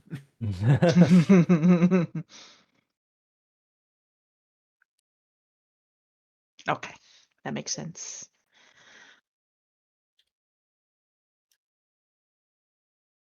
Okay. Yeah. Maddie, how is your character looking? Oh, she's fine. Like, Fine, yeah? the other thing with the beacon is that it also involves like making sure that we have the full team created, Mm, because the other team members have some influence over me, because right. I'm just excited to be here. Yes. And I'm also very influenced by like all the adult superheroes and everything like that. Yes. And since I don't know, I would have to like there's some of the stuff that I would have to do to finish off the character sheet would be to discuss with the GM what kind of adult superheroes are in this world, Mm, because I need sort of somebody I look up to, or somebody I Okay. want to impress, or so Right. forth. right. Okay. But right now I just have that I'm influenced by all adult superheroes, and then the Three the others. 3 other people in the game, Mm-hmm. Okay. my team members. And so um I'm very acrobatic. I'm Uh-huh. proficient in swords, Nice. and I kind of have a savior complex. I like that. But yeah, I've named her, for right now, I've named her Dancing Blade. Ooh. Okay. Because one of the drives is to eventually because to complete my playbook, I have to do all the drives. One of the drives is come up with a new name, but I figure I will do that much later. Welcome in the back. game. Yeah. Yeah. Oh, welcome Sorry back. about that. And I think that would be like, if I'm imagining this becoming a campaign, the idea would be eventually she would want a real superhero name, like a real adult superhero name. Yeah. Dancing Blade was just kind of like what she thought in the moment. Yeah. She's acrobatic, she likes swords, Dancing Blade. That makes sense. Nice. Yeah. But yeah, I'm basically done with the character, aside from Team figuring stuff. out like who I admire. Okay. Vessel, how's your character looking? I am currently looking at the delinquent moves and trying to figure out which one I want for the third one. So I've picked Criminal Mind Mm-hmm. and Are You Watching Closely? Mm-hmm. Ooh. Nice. Good ones. So Criminal Mind allows me, whenever I assess the situation, I can always ask one of the following questions, even on a miss. What here is useful or valuable to me? How could I best infuriate or provoke blank? And what's the best way in or way past? Nice. Ooh, that's Okay. nice. And then on Are You Watching Closely? When you mislead, distract, or trick someone, roll plus superior. So with the labels, it says at character creation, add +1 wherever you choose. I chose to put the +1 in superior. Nice. On a hit, they are fooled, at least for a moment. On a 10 plus, choose 3. On a 7 to 9, choose 2. You get an opportunity. You expose a weakness or flaw. You confuse them for some time, or you avoid further entanglement. On a miss, you're hopelessly embroiled in it and under pressure, mark and condition. Nice. Ooh. Mhm. That's a risk versus reward one. Yeah. I like Um, that one. Just as a note, that, like, Are You Watching Closely? That would be an active move.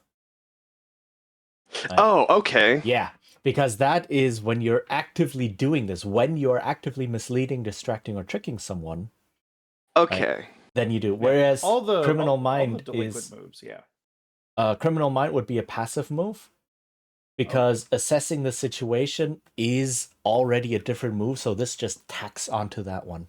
Oh, I get you. Right, give me one quick Right. second to fix So that. thing. everyone can assess the situation, but the delinquent with Criminal Mind is like can see more angles, basically. Mhm. Yeah.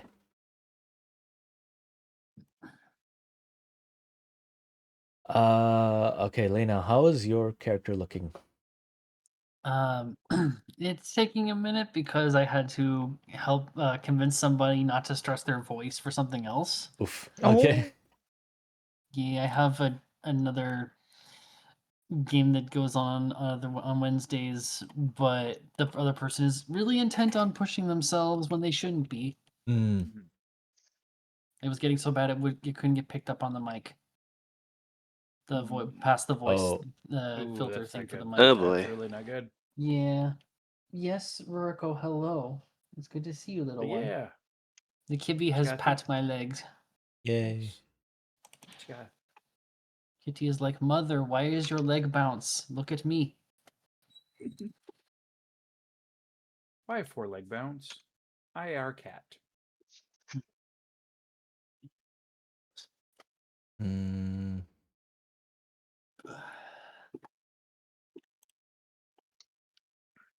Yeah, I'm going to. I have picked some of the transformed moves, Mm-hmm. so I've got that.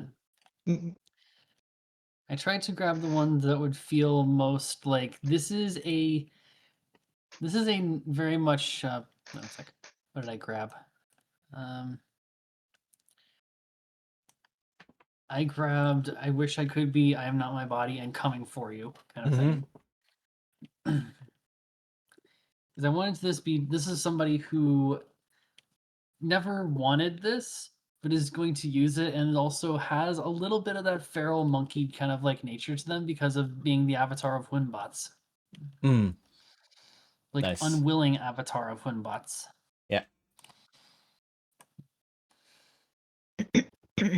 Okay. I do love in the delinquent moves. Mary Contrary sounds very tsundere.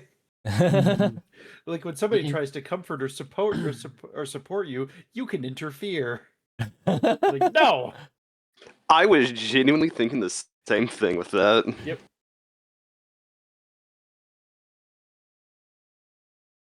There is actually a character. I feel like there's actually a character in comics called Contrary Mary.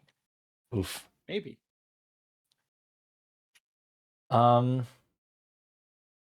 Okay, Choco, Yes. how's your character doing? Good. Good. Slowly filling it out.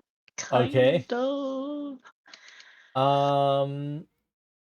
Okay, first thing, you get another point in one of your labels.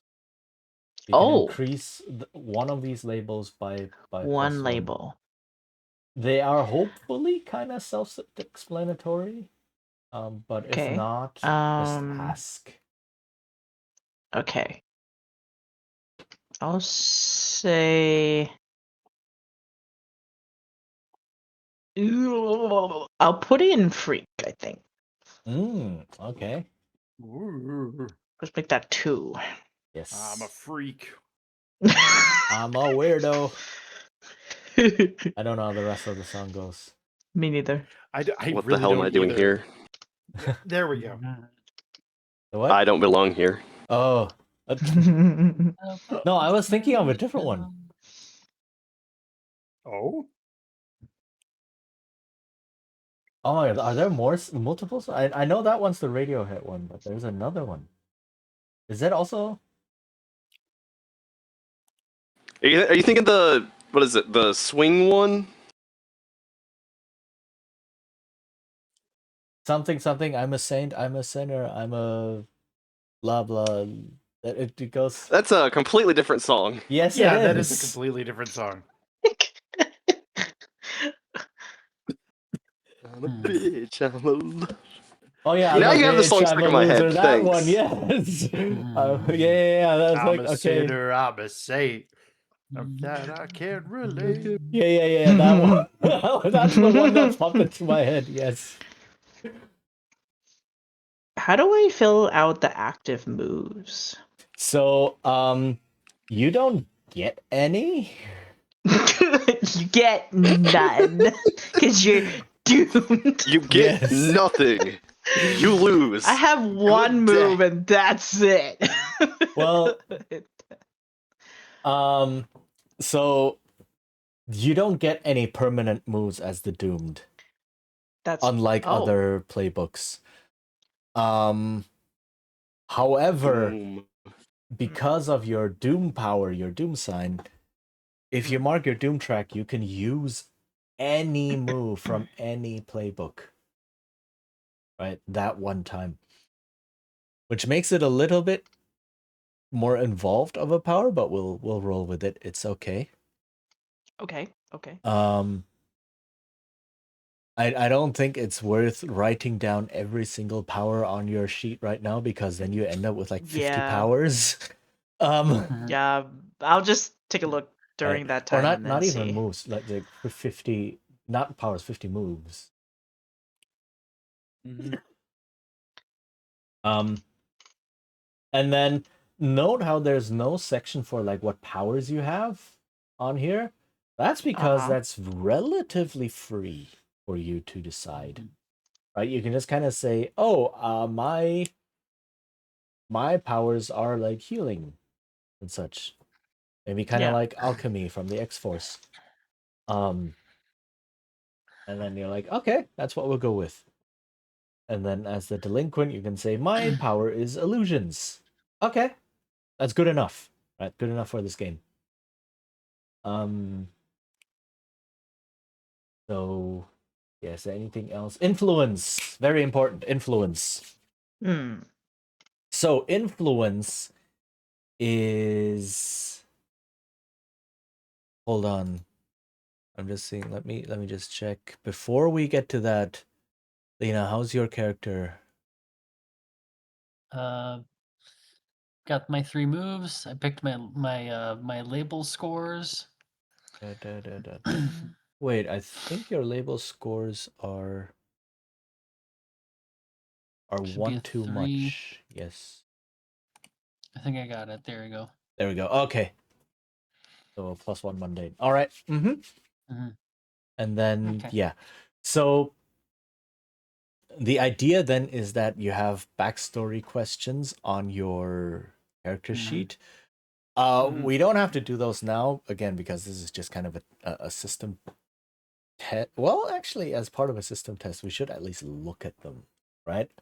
But the backstory questions are mainly there to give you an idea of where your character comes from, right? So the beacon, for example, you answer the questions: how did you gain your skills?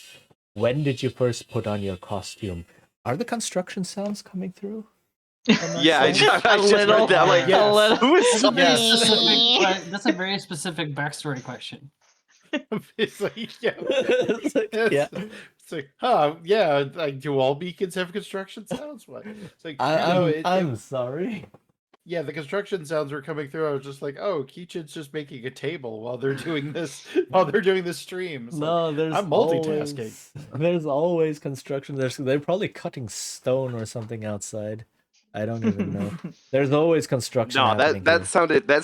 sounded too clean to be for stone. It's further away. It's somewhere out in Oh. the street. Seriously? Yeah, it's they've been basically the entire city, or at least the entire district, has been going through like underground repairs. Like all the pipes and cables that run under the streets, all of them are being repaired now. That's kind of nice, though. It is. It is really nice. Ooh. But that means that like it's constantly like they just move section to section to section, and then like, the streets up Yeah. constantly. But at least here they're really, really fast and efficient, and they do it at night. Okay. So yeah. Nice. Anyway, right. So you have these questions on your playbook that kind of help you define like, oh, where does your hero come from? Because your hero, you've been a superhero for a little bit, enough that the adults have allowed you, quote unquote, to officially join a superhero team with others, and they have kind of given you their blessing of saying like, right, you know what you're doing, you're not just a kid playing around, we'll keep an eye on you, but we'll trust you to do your thing, right? That kind of deal. So you're not like, oh, I just put on the mask 5 minutes ago, here I am, ta-da, right? So Hello, that's everybody. not it. Yes. Hmm. And also I will, yeah, I will be right back. Sorry. okay. And then also a couple questions about the team, because everyone wants to be part of the team. No one is forced to be here. No one is like shanghaied to be here or so. Everyone has their own reasons for wanting to be on the team. It could be negative emotions. It could be guilt. It could be peer pressure. It could be something. But ultimately, you chose to be here, so you don't just leave at the first convenience. Right? That's kind of the last question. Like, why did you try to be a hero? Why do you care about the team? And it's like, why are you a hero and not a villain? Why are you part of this team and not going alone? Right, so that you have some answers for this to help make play a bit easier, because if the first conversation when the game starts immediately devolves into screw you guys, I'm out of here, then we don't have a game, right? So Hmm. that's kind of the idea, This is true. right? So like, how did you get your powers? And then some things like right, what do you think about your powers? What do you think about the team? What do you think about daily life? Depending on what playbook you've chosen, right? There's a couple of questions to answer that help you flesh out your character. If anyone has any ideas right now, feel free to shout them out. Or I can explain the rest, and then you can think about it while the ad is playing, because the ad's going to play in 2 Okay. minutes, and then we can Mhm. do that. Yeah, so I'm just going to quickly go through the backstory team building pieces, and then while the ads are playing, you can all have a think about it, Mm-hmm. and then we can do that. Character creation is going to take a while, but that's expected. We're learning this game. It's all okay.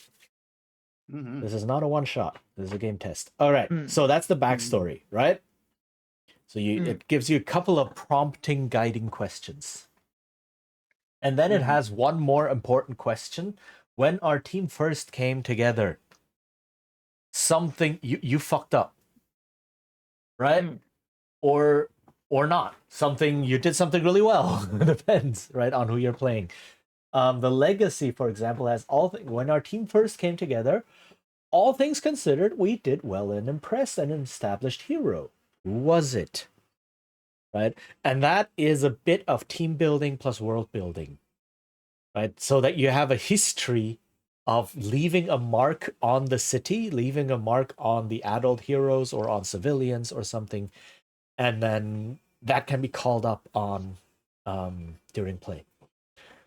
Then there's relationships, so you get two sentences, two statements for relationships. Legacy, for instance, has you once got caught. Oh God, is it really loud? No, you're good. You're Yeah. good. Okay, because it's really loud for me over here. So, Oh, yeah, for you for It's sure. it's kind of comedic. okay. Once you got caught doing something that shames your legacy with which other player character, and then you trust which player character and told them an important part of your legacy, important secret, right? So this is about building relationships with other PCs. Two statements. And then you have influence. Influence is something you have over someone or you don't. It's binary, right? So every teenage superhero, every adult has influence over you. And also, some of your teammates have influence over you. So you give influence to them, basically. And your playbook will determine how many people. Right? It might be all of them. It might be some of them. If so, you choose. Right? Whatever makes sense for your and their character. Ads are starting soon, so have a look at those. Brainstorm any ideas. We can discuss any ideas that you that pop into your head, and yeah, and discuss. Mhm. Okay.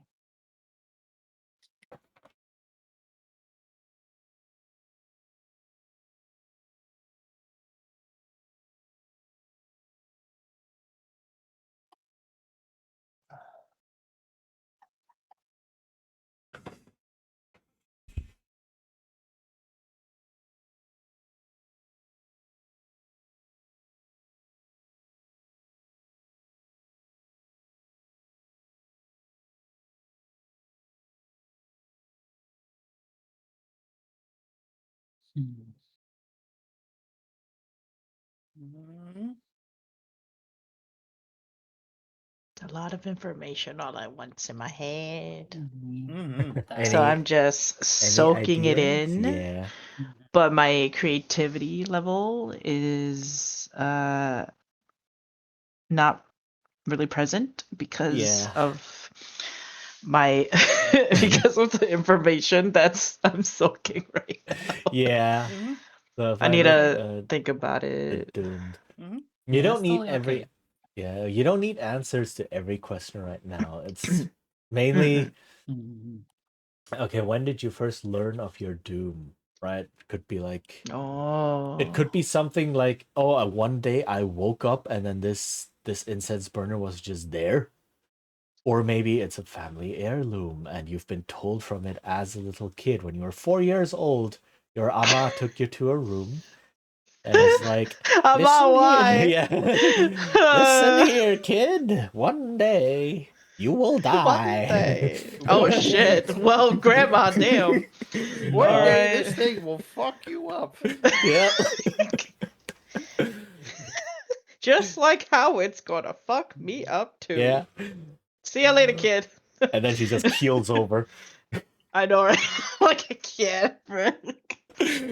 That's my trauma. Yeah.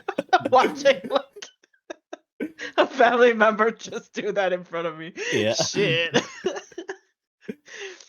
Um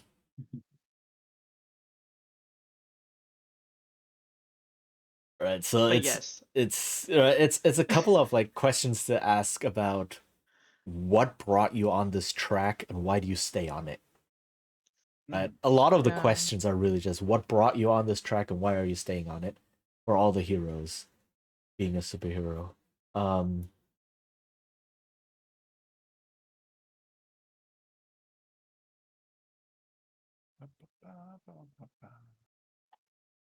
I feel like the easiest thing to say is like, oh, my family's been cursed.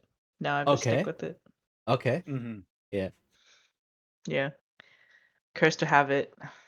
Just to have it, yeah. So each generation has it. All the way from the Tang Dynasty. I shall be the last generation this thing will ever see. I ain't doing no kids. My kid ain't gonna I'm gonna suddenly- receive this thing from me. I'm suddenly reminded of this one anime. It's not connected to it at all, but it's like, oh, your Uh-huh. family was the royal or the imperial apothecaries from the Tang Uh-huh. Dynasty, and you've had this incense burner to treat the emperor, and it's Ooh. been in your family for the past thousand. No, no, Tang Dynasty. Yeah, not quite 1,000 years, but yeah, you know. Yeah. For the past 600 years, it's been in your family. Right.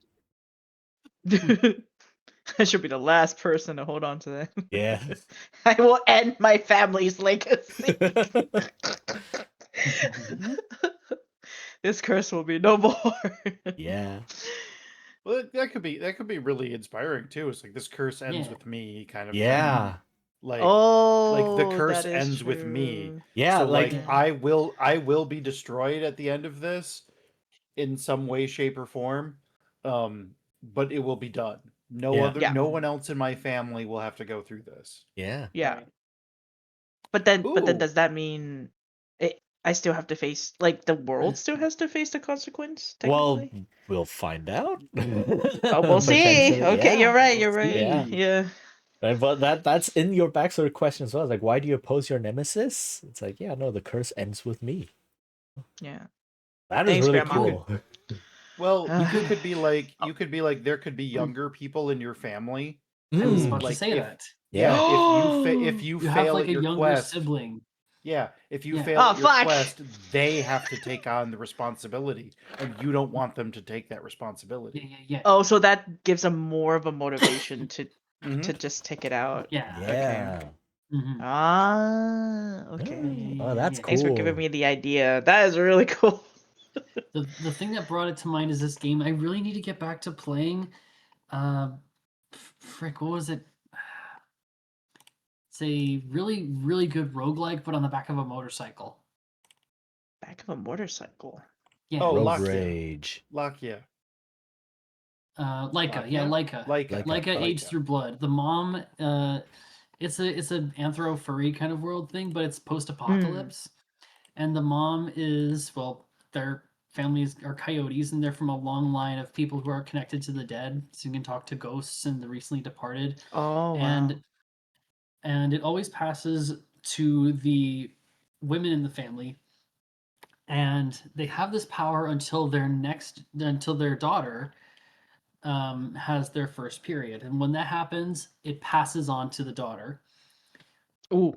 and that's why it's called Age Through Blood. But until that happens, the mother is immortal. Oh, wow. Immortal, able to talk to ghosts and the dead, etc., etc. Mm. And that explains the respawn ability that you have in the game. Mm. Yeah. That's pretty cool. Yeah. But the thing is, Laika doesn't want her daughter, who she has tried everything to not be attached to, and to the point where she's just named her daughter Puppy. She doesn't want that life for her, so she's basically saying, this ends with me. I'm taking out the last big Wow. threat in the wastelands, and then that's it. I'm the last one. Cool. Yeah. So that's what made me think of that. It's like, if this is a family thing, then it's like, no, I'm not giving to pass this burden on to my siblings. This is the last thing. No more Ending suffering. the generational Yeah, end the generational trauma. There you go. Nice. Yeah. Thanks, Grandma. Time to end it. God dang it. Grab and drink real quick. Okay.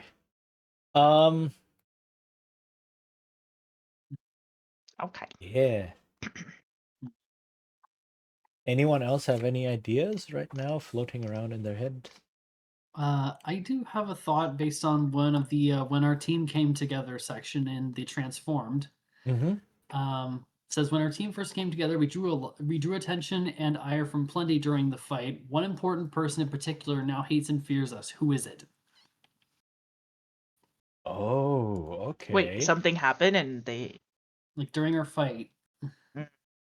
During our first fight as a team, when we came together, we had our first Titans Go moment. Yes. Right. We drew Oh. attention and ire from plenty, and one important person in particular now hates and fears us. Who is it? This is kind of like an Amanda Waller situation. Like we did a Or- thing. We did a thing, and then somebody was like, "Oh, these people are a threat." Yeah. Or like a Senator Kelly thing from the X-Men. Yeah. Like Mm. maybe the mayor doesn't like us, like thinks we're a problem, but he has to let us exist in the city because the basically Justice League says so. Yeah. Wamanda Aller. Mhm. Wanda Mahler. Wanta Mahler. Wanda Manda. No, that's no longer a name. I'm trying to mix up the Amanda Waller thing. Hmm. Wally Mando. Mhm. Oh, who was that general guy from Justice League who like turned himself into a monster? Oh, Um, Oh, jeez, I can't remember. I forgot. Yeah, but there was it was Yeah. basically a person who was just sort of like he felt like nobody Eiling. was taking what? It's Wade Eiling, General Wade Eiling. Yeah, General Wade Eiling. Like he thought people weren't taking the superhero threat like seriously. And so he like turned himself into a monster just to like it's Yeah. like I'll protect humanity. They won't be scared of me, giant monster man. Like, dude. Yes. Yeah. They did it differently in the TV show than they did in the comics. Yeah, well, I would assume so.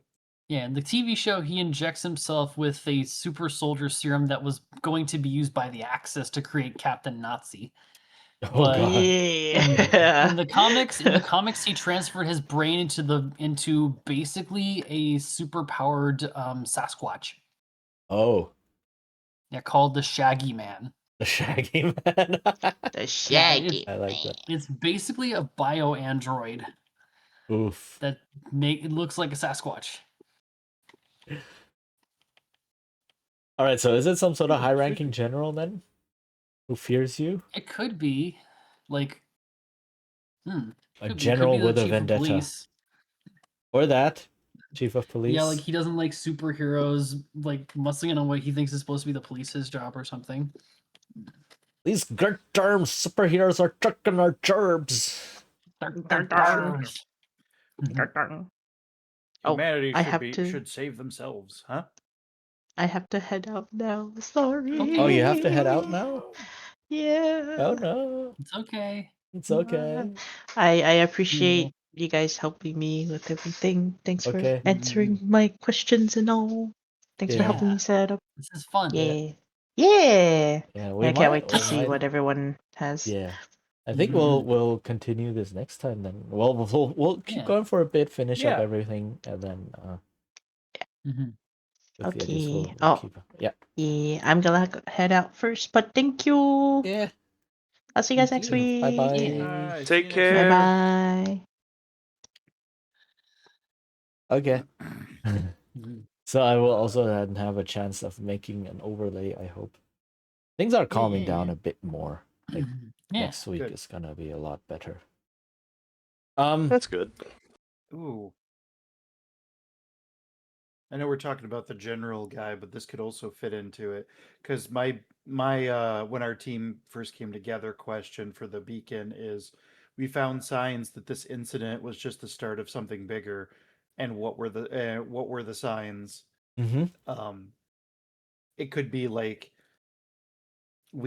our first mission was our first real mission as a team was something simple, like we thought we were just sort of like stopping like a weapons, like a Mhm. illegal weapons thing or something like that, and then it turned out that like, oh wait, they're selling these to like they're selling these weapons to the military, or these are military grade weapons, or something like that. Oh, Which has a okay. connection to whoever hates us, or something like that. So you Mhm. accidentally uncovered. Yeah, accidentally uncovered a larger conspiracy kind Yeah. of thing. Okay. That also has some very good notes of the first series of Young Justice, Yes, Well, yeah, definitely. yeah. Project Cadmus. Yeah. Okay, quick question because I don't remember if anyone's asked about this. Yeah. But so for the delinquent, one of the Mhm. I'm assuming the advancement is the same for everyone else. But Yeah. one of the advancements says unlock your moment of truth. Yeah. What exactly? I see like the description of what the moment of truth is, but like, So how does that play out exactly? yeah, so the moment of truth is essentially your spotlight scene. Right? When you unlock it, then you can at some point during play you can then say this is my moment of truth. Right? The story has led to this point and this is now my big decision. Each moment of truth comes with a big decision about your character.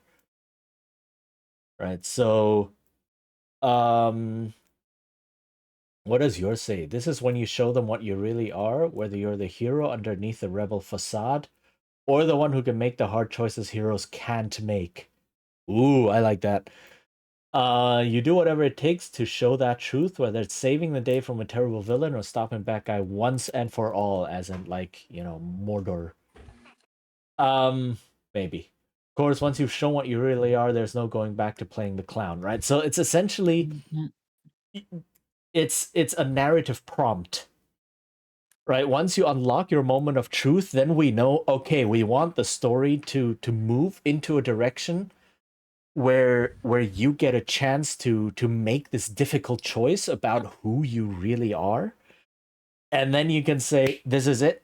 This scene is mine. And then you take the spotlight, you play out this inner conflict and make the decision, and then afterwards your character is irrevocably changed in the eyes of everyone. Right? So it's a very narrative thing. All right then. And yeah, every moment of truth basically plays out like this. It's like you have this big choice that you have to make. I think there is something else mechanically tied to it. It's somewhere in the rule book. But I don't recall right now. Like once you've had your moment of truth, uh like the change is also reflected mechanically in your characters somewhere. But don't I don't remember right now. It's yeah. Mhm.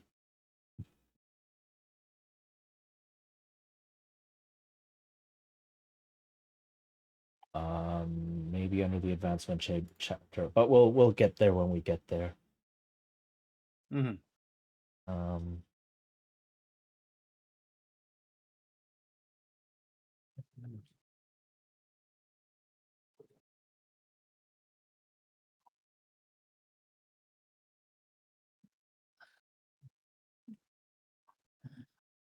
uh,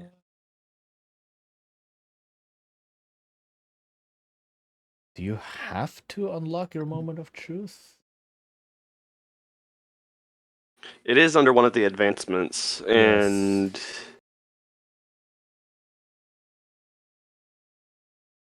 surprisingly, it's not one of the ones that require you to take 5 advances first. Yes. Well, no, you do have it where you can unlock your moment of truth again after you've had 5 advances. Yes.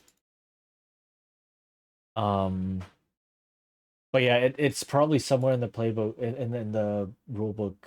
Like maybe on the GM side, then I changed something.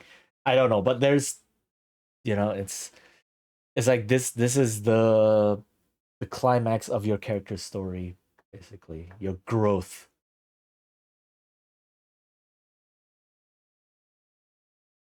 That makes sense.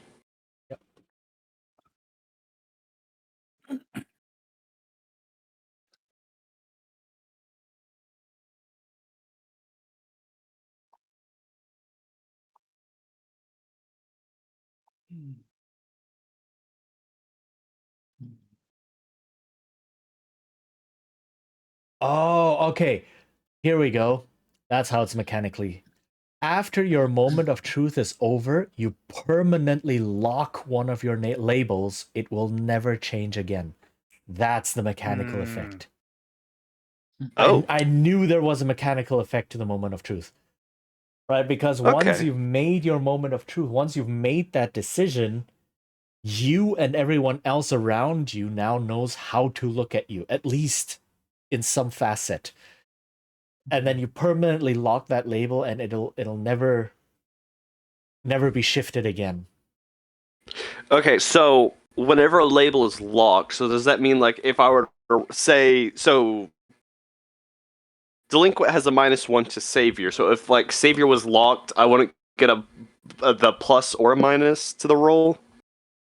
No, as in it Or could I just stays not at roll that at all? -1. It stays at -1. The value gets Oh, changed. okay, Yeah. okay. Yeah. I was thinking like locked out, like oh you No. can't. No. So the values of the labels are going to constantly change throughout play. There are multiple ways in the game how the values of the labels will shift around. And they Right. will constantly shift around as you grow and change and other people see who you are and such, which is the whole point of the game, right? But at some point you say, no, I The am moment I hear someone being superior. very I am awkward. the smartest guy in the room. And then you use your moment of truth and lock down superior at +3, and you're like, yep, that's it. I am that. This is who I am. Right. So that's what that does. Alrighty. Mm-hmm. Ooh, I just realized something. Hmm? The influence says you care way more than you let on. Give 3 teammates influence over you. Okay, if there's only 3 teammates, then that's the Yeah, thing. so Yeah. I don't have to choose that. Yeah, nice. Oh, hold on. That works out perfectly.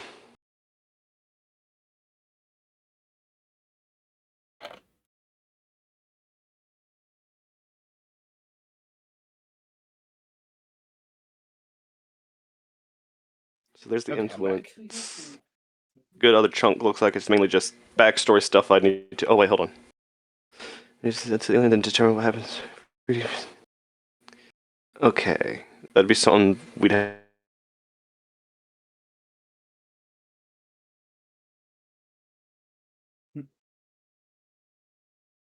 Hmm.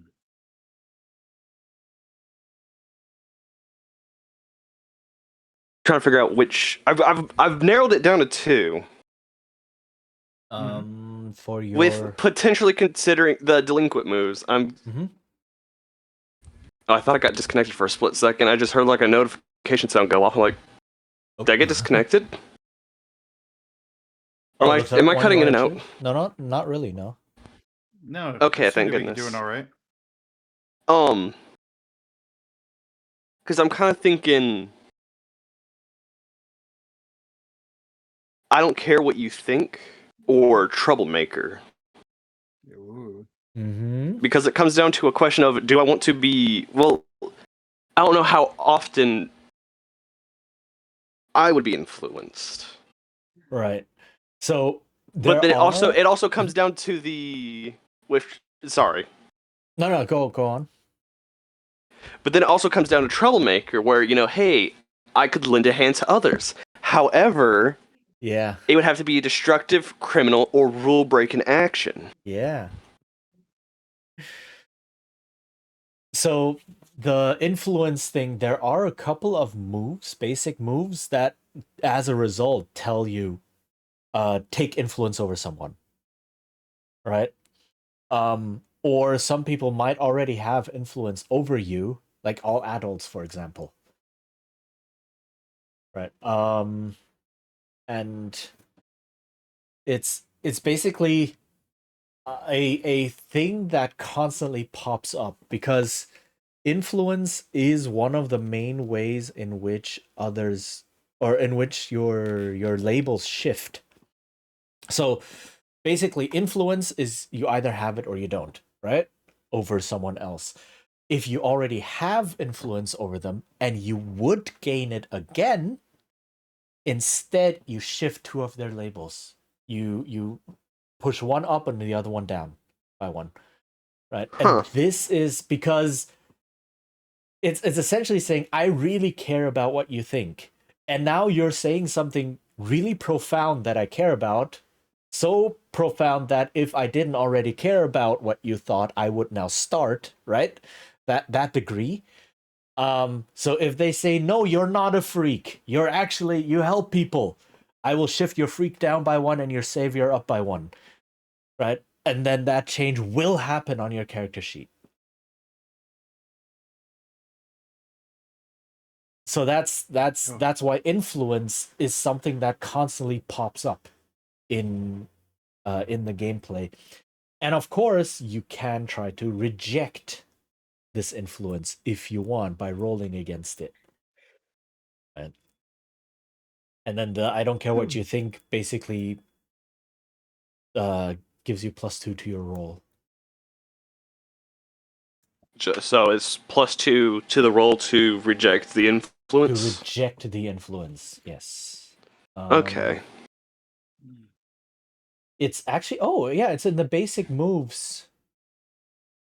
In the basic moves PDF, there's a whole section on influence. Yeah. It's a lot right now to take in. And Yeah, the thing is, if this does go beyond a one shot or a test, or so if we do play or if we make new heroes or whatever, eventually, like, if after a session or 2 you say I'm not vibing with this move, can I change it? Right? And that's not a problem. Mhm. Right? Because we're learning this Alrighty. game, right? We're just like saying, Yeah. oh yeah, how does this work? How do all the pieces fit together? And if we then later find out, oh, this is not what I thought it was doing, then yeah, then we can change it. It's okay. Yeah. Mhm. Mhm.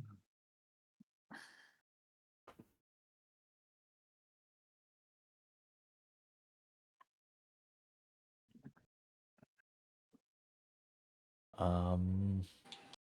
Hello? Yeah. Hello. Hello. Hello. Okay, my internet just went down for a split moment there. Oh, okay. Oh, jeez. Yeah, lovely.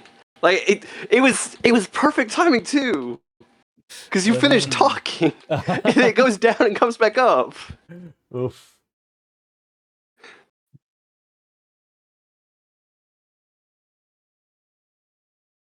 But yeah, that's oops. Minimize the window there. Yeah, that's essentially, so influence is the whole conceit, or is part of the whole idea of identity and how do others view me, right? Versus, or like, how much do I care about how others view me versus who do I believe myself to be? Mhm. Okay, so quick question now that I'm Mhm. looking over the basic moves again. So for assess the situation. Yeah. Would it be what I roll, I ask from that, and then I ask one of the questions from Criminal Mind? Yes. So you Okay. do assess the situation normally, and then you can tack on another of the Criminal Mind questions. Alrighty. At least that's how I'm interpreting. Yeah, that's how I interpret the phrasing here. Mhm. That's what I was thinking, so Mhm. Yep. I don't know. Mhm. Um. Mhm. Yeah. How are the other two doing? How are your Oh, relationships and such? Character influence, blah, all of that good stuff. I'm not sure because with relationships, it's your relationships with the other team members, right? Yes. So I'm not 100% sure. I've got the backstory down and kind Mhm. of the idea of the when our team first came together thing, but I'm not 100% sure who to put for each of the relationships. Okay. Mhm. I guess that is also something to discuss like in group. Yeah. Yeah. Yeah. Mhm. Beyond that. Mine are so and so is awesome, and you take every chance to hang out with them. Mhm. You've got to prove yourself to blank before you feel like a real hero. Ooh. Mhm. Yeah. They're good ones, but I kind of want to like I feel like I should wait till everybody has their characters kind of set, and Yeah. Yeah. then Yeah. like even personality wise a little bit, Mhm. and then pick where the relationships come where what the relationships are. Mhm. Because I have everything else. I have my moves, um, and my drives, the backstory stuff, and everything. Okay. Okay. Influences my team members and all adults. Nice. Yeah. Mhm. Just for one of my drives, I need to like I have to earn the respect of a hero I admire. I just need to figure out like what NPCs you would have in this game and like pick one of the hero characters so I'd be like, that's the person I admire. uh I love them. I guess to some degree you can also make that up, right? True. I could do that too. Mhm. That would require like a bit of thinking, probably outside of the session a little bit. But Yeah. Mhm. I love these drives. Some of them are yeah. Mhm. get drunk or high with a teammate. There we go. Yep. Yeah. Well, and the thing is to end the playbook for the beacon, I have to do all of them. Oh yeah.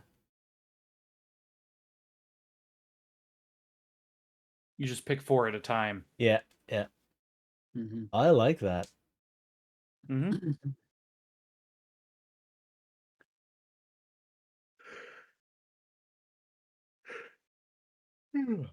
Mm-hmm. Okay. Lena, how are you looking? I'm kind of in the same boat where it feels like a lot of the relationships and influences kind of need to be discussed with the rest of the team, Mm-hmm. at least as far as our relationships with and influence with each other that we can give each other. Yeah. Because everything else I kind of have set up for Simia. Yeah. Okay. Okay. Oh wow. The transformed only gives influence to one other teammate. And Yeah. Yeah. yeah, for me, I have to give it to 3 teammates, and there's only 3 teammates. Yeah. So I have to give everybody influence. It's kind of like the legacy. Legacy has to give it to all. Mhm. Did you Oh. while I was away, Maddie, did you decide your character name? Dancing Blade. Dancing Blade. Okay, yeah. Yeah. That's the first name that came to her mind. Like she did her first big superhero moment, which was to stop a purse snatcher, and she was asked what her name was, and she sort of was just like, Dancing Blade. Dancing Blade. And that's what Gotcha. she's known as. Because one of the drives that I would eventually have to do is change my name, Right. and so get it like get my real superhero name basically. Mm-hmm. Let's see, where is it? Yeah, get a new superhero name and get a new costume and stuff like that. So I figure after she's spent some time with the team and spent some time adventuring and doing superhero stuff, she eventually is like, you know what? Dancing Blade was just kind of made in the moment, and it's really It's not kind you. of like it's really kind of cliche and obvious. Yeah. I should probably change it. Nice. Okay. Yeah, I like that. hmm But yeah, I'm basically done until everybody else has kind of finished their characters, so I can Mhm. figure out my. Though I do think it would be funny. I do think it would be funny personally if um I've got like I find the delinquent to be awesome and I want to hang out with them all the time, but the delinquent finds me annoying. I always thought that would be funny. It's very juicy. Yeah. Or I think the doomed is awesome, and then I have to deal with the whole fact that at the end of this whole adventure, like everything event, like they're going to perish. Yeah. They're doomed. Yeah. Mm-hmm. There's a lot of good options here, and I feel like I would need Jinzi here to talk about the stuff. Yeah, and we can talk in the group chat. Yeah, definitely. Yeah, we can easily do that. Yeah. Okay. Mhm. Yeah, so I think without Jins we can't do too much more, I think. Unless someone still has a couple of questions about the game or their character or so that we can clear up now. Not really.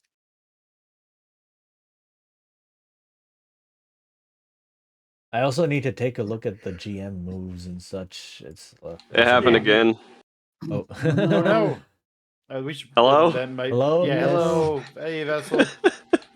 Dang internets. That might be the sign that like we've gone on too long. No.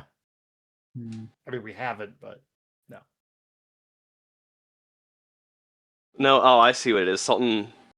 I did not give this permission. Excuse you. I did not give you permission to update. That's the issue. Oh, It's no. this one specific game that whenever it wants to try to update, that's when it starts causing internet issues. Mm. And I don't understand why. I'm at this point considering uninstalling the game. Mm-hmm.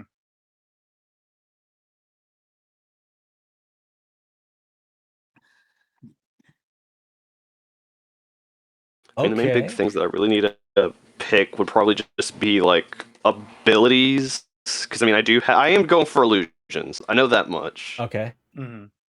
Yeah. But then it's choose two. Mm-hmm. So I don't know if I want to. Yeah. I don't know if I want to do like gadgetry and hacking, psychic weapons, or power negation. Oh, that one's interesting. Yeah. Very good, yeah. I mean, illusions and psionic abilities kind of go hand in hand, feels like. That's what I was thinking. Mm-hmm.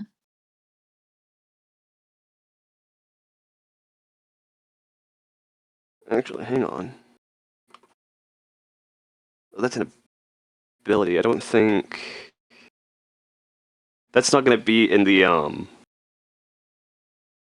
basic moves, is it? Which one? My abilities. Those are gonna be, I no. think, passive moves. I think Okay. that's what I put them as, because there's not a section on the character sheet for abilities, so I just put them as passives. And abilities really is just your general power set, power source.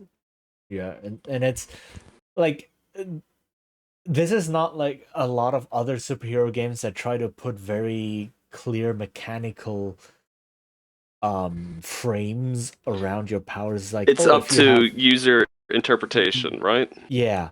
So it's not like if you use your ice blast, you must pick the ice blast power and then you roll this and that much to hit and then it deals this and that much damage and has this and blah. No, it's not that. It's just like, oh yeah, I'm just trying to save these civilians and I have ice blast powers. Okay, I don't know, you create an ice dome around them to protect them right now or whatever. Right? It's trappings more than concrete, specific mechanical powers. Mhm. Yeah, after an explanation like that, I really start seeing, just how much hand holding D&D 5th edition does. Yeah. Yeah. Yeah. Yeah. Yeah. Training wheels are off. Yep.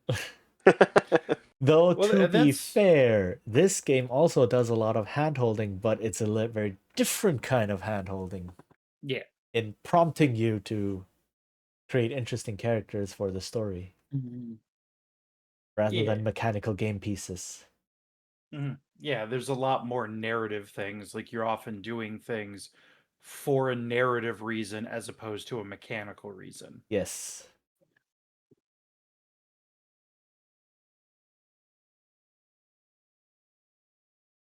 Like in another Powered by the Apocalypse game that I love, Thirsty Sword Lesbians, Yes. where your sword is not necessarily your sword, quote unquote, is not necessarily always a weapon. Sometimes it sometimes is a narrative piece. Like it means something. You might never use your weapon, but it does have some significance. It's important, and its importance is not necessarily mechanical. Yep. I love that game. It is a fun game. I think I'm going to do illusions and power negation on this one. Okay. Ooh, nice. Nice, Just- nice. Just give the combination a try. Okay. Mhm.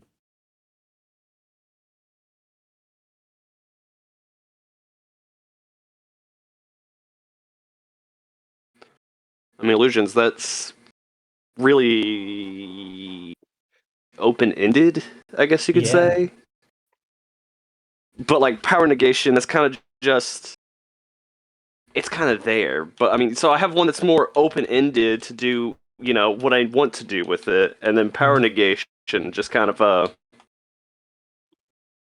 And it's also like over the course of the game. So you can think of this as like a TV series or a comic where we first start reading or start watching, and then we learn about the powers as they are being used.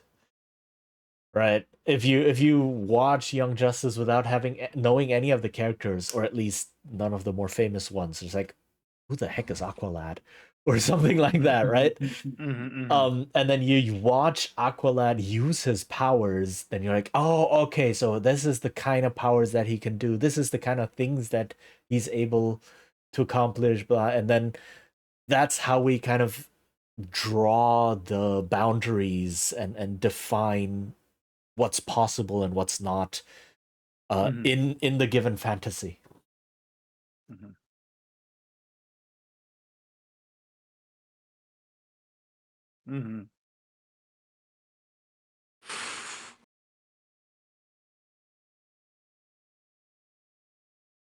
Yeah. Yeah. Okay. I'm going to scratch that and do gadgetry and hacking along with illusions. Okay. Ooh, nice. There's only 6 abilities, but like, it's not exactly like, it's not like, oh, this one, I don't see myself really using. Like, I could see myself using all of these. Like, you got teleportation, you got gadgetry and hacking, you got emotion control, you got illusions, psychic weapons, power negation. Like, everything can be used. I know. Yeah. That's the point. And I can only get down to choosing a third of these. Yep. Or you can make your own. Yeah, These are mostly just like outlines. Yeah. Of what are very much like delinquency powers. Right, it says your powers are messy, deceiving, or frustrating. So if you have some cool idea, like the Doom, for example, there is nothing about healing on there. But in the context of that character, healing abilities fit. It's like, okay, sure, then we do that. Technically, kind of one. The vitality absorption. Kinda, yeah. Kinda. But then we just kind of redefine and tweak it. Yeah.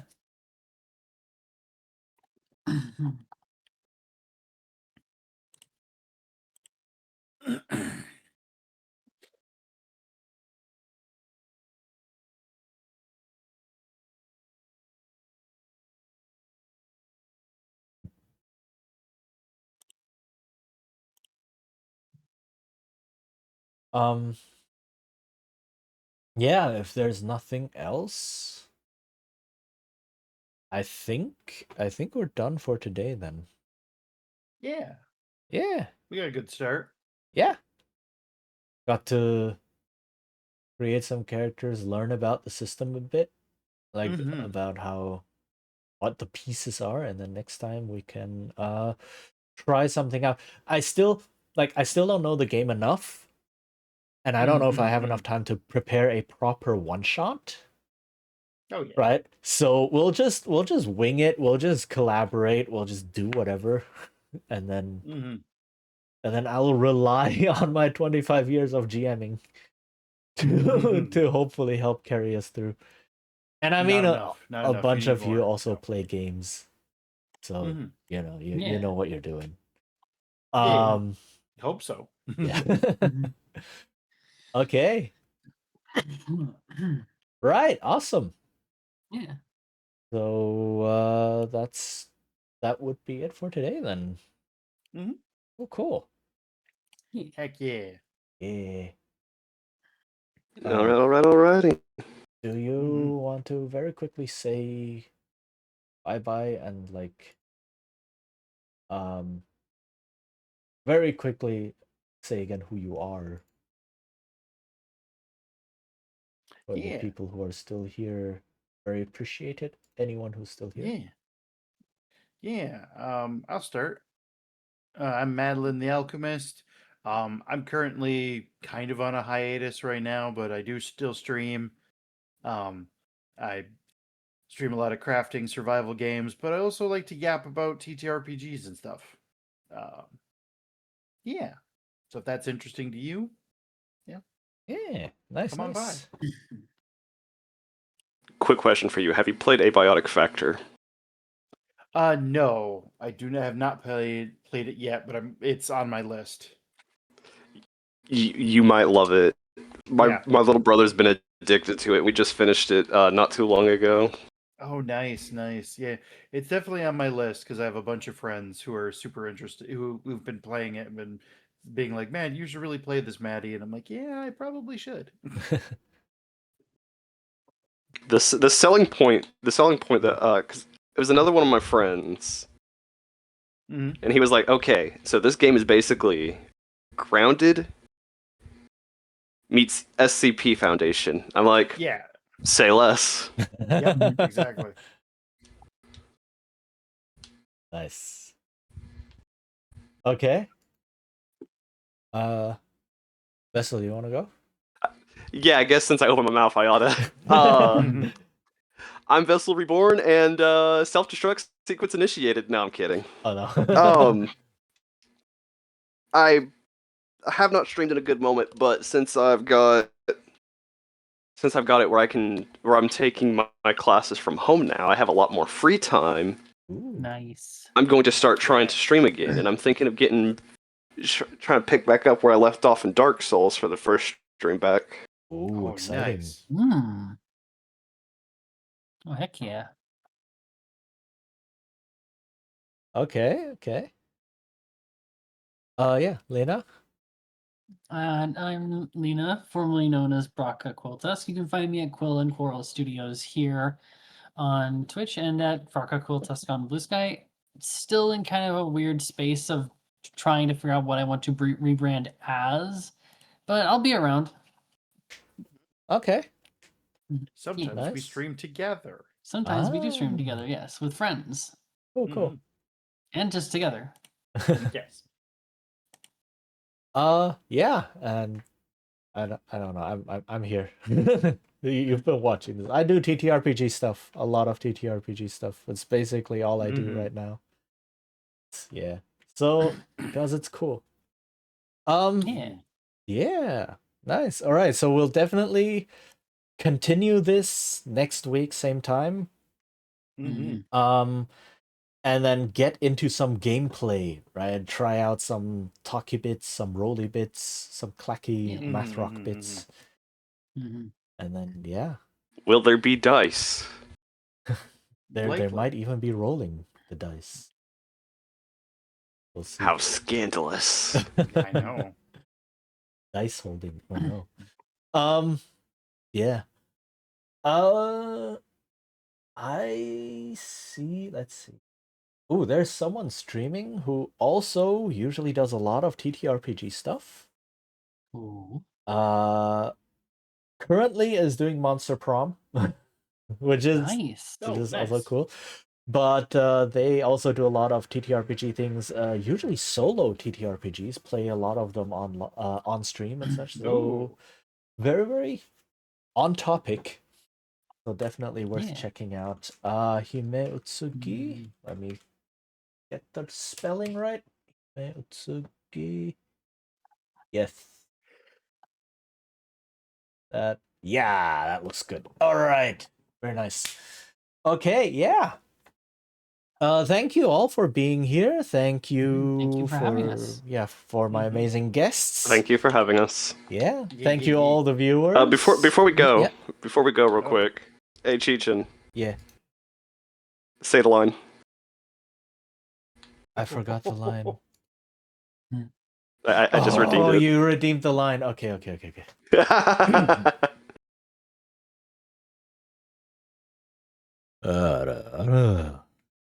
Oh. Nice. Let's go. All right. Let's go. Been a while since someone's Yeah. redeemed that. But okay. Right, yeah. So I am trying to stream more. It's a bit difficult because my work just keeps dumping new students on me. It's like, yo, this time you gotta work. So okay, whatever. So I'm trying to get back into streaming some more. We'll see. But yeah, Imotsugi, thank you everyone for coming here. Thank you, Aqua, for the raid earlier. Hopefully they went to get some rest. And then yeah, at the very latest, I should be here in 2 days in the evening, probably trying this out again as well with some other cool people. And then yeah, next week. So yeah, see you all later. Bye bye. Bye, everyone. Remember to hydrate. Bye. Yeah.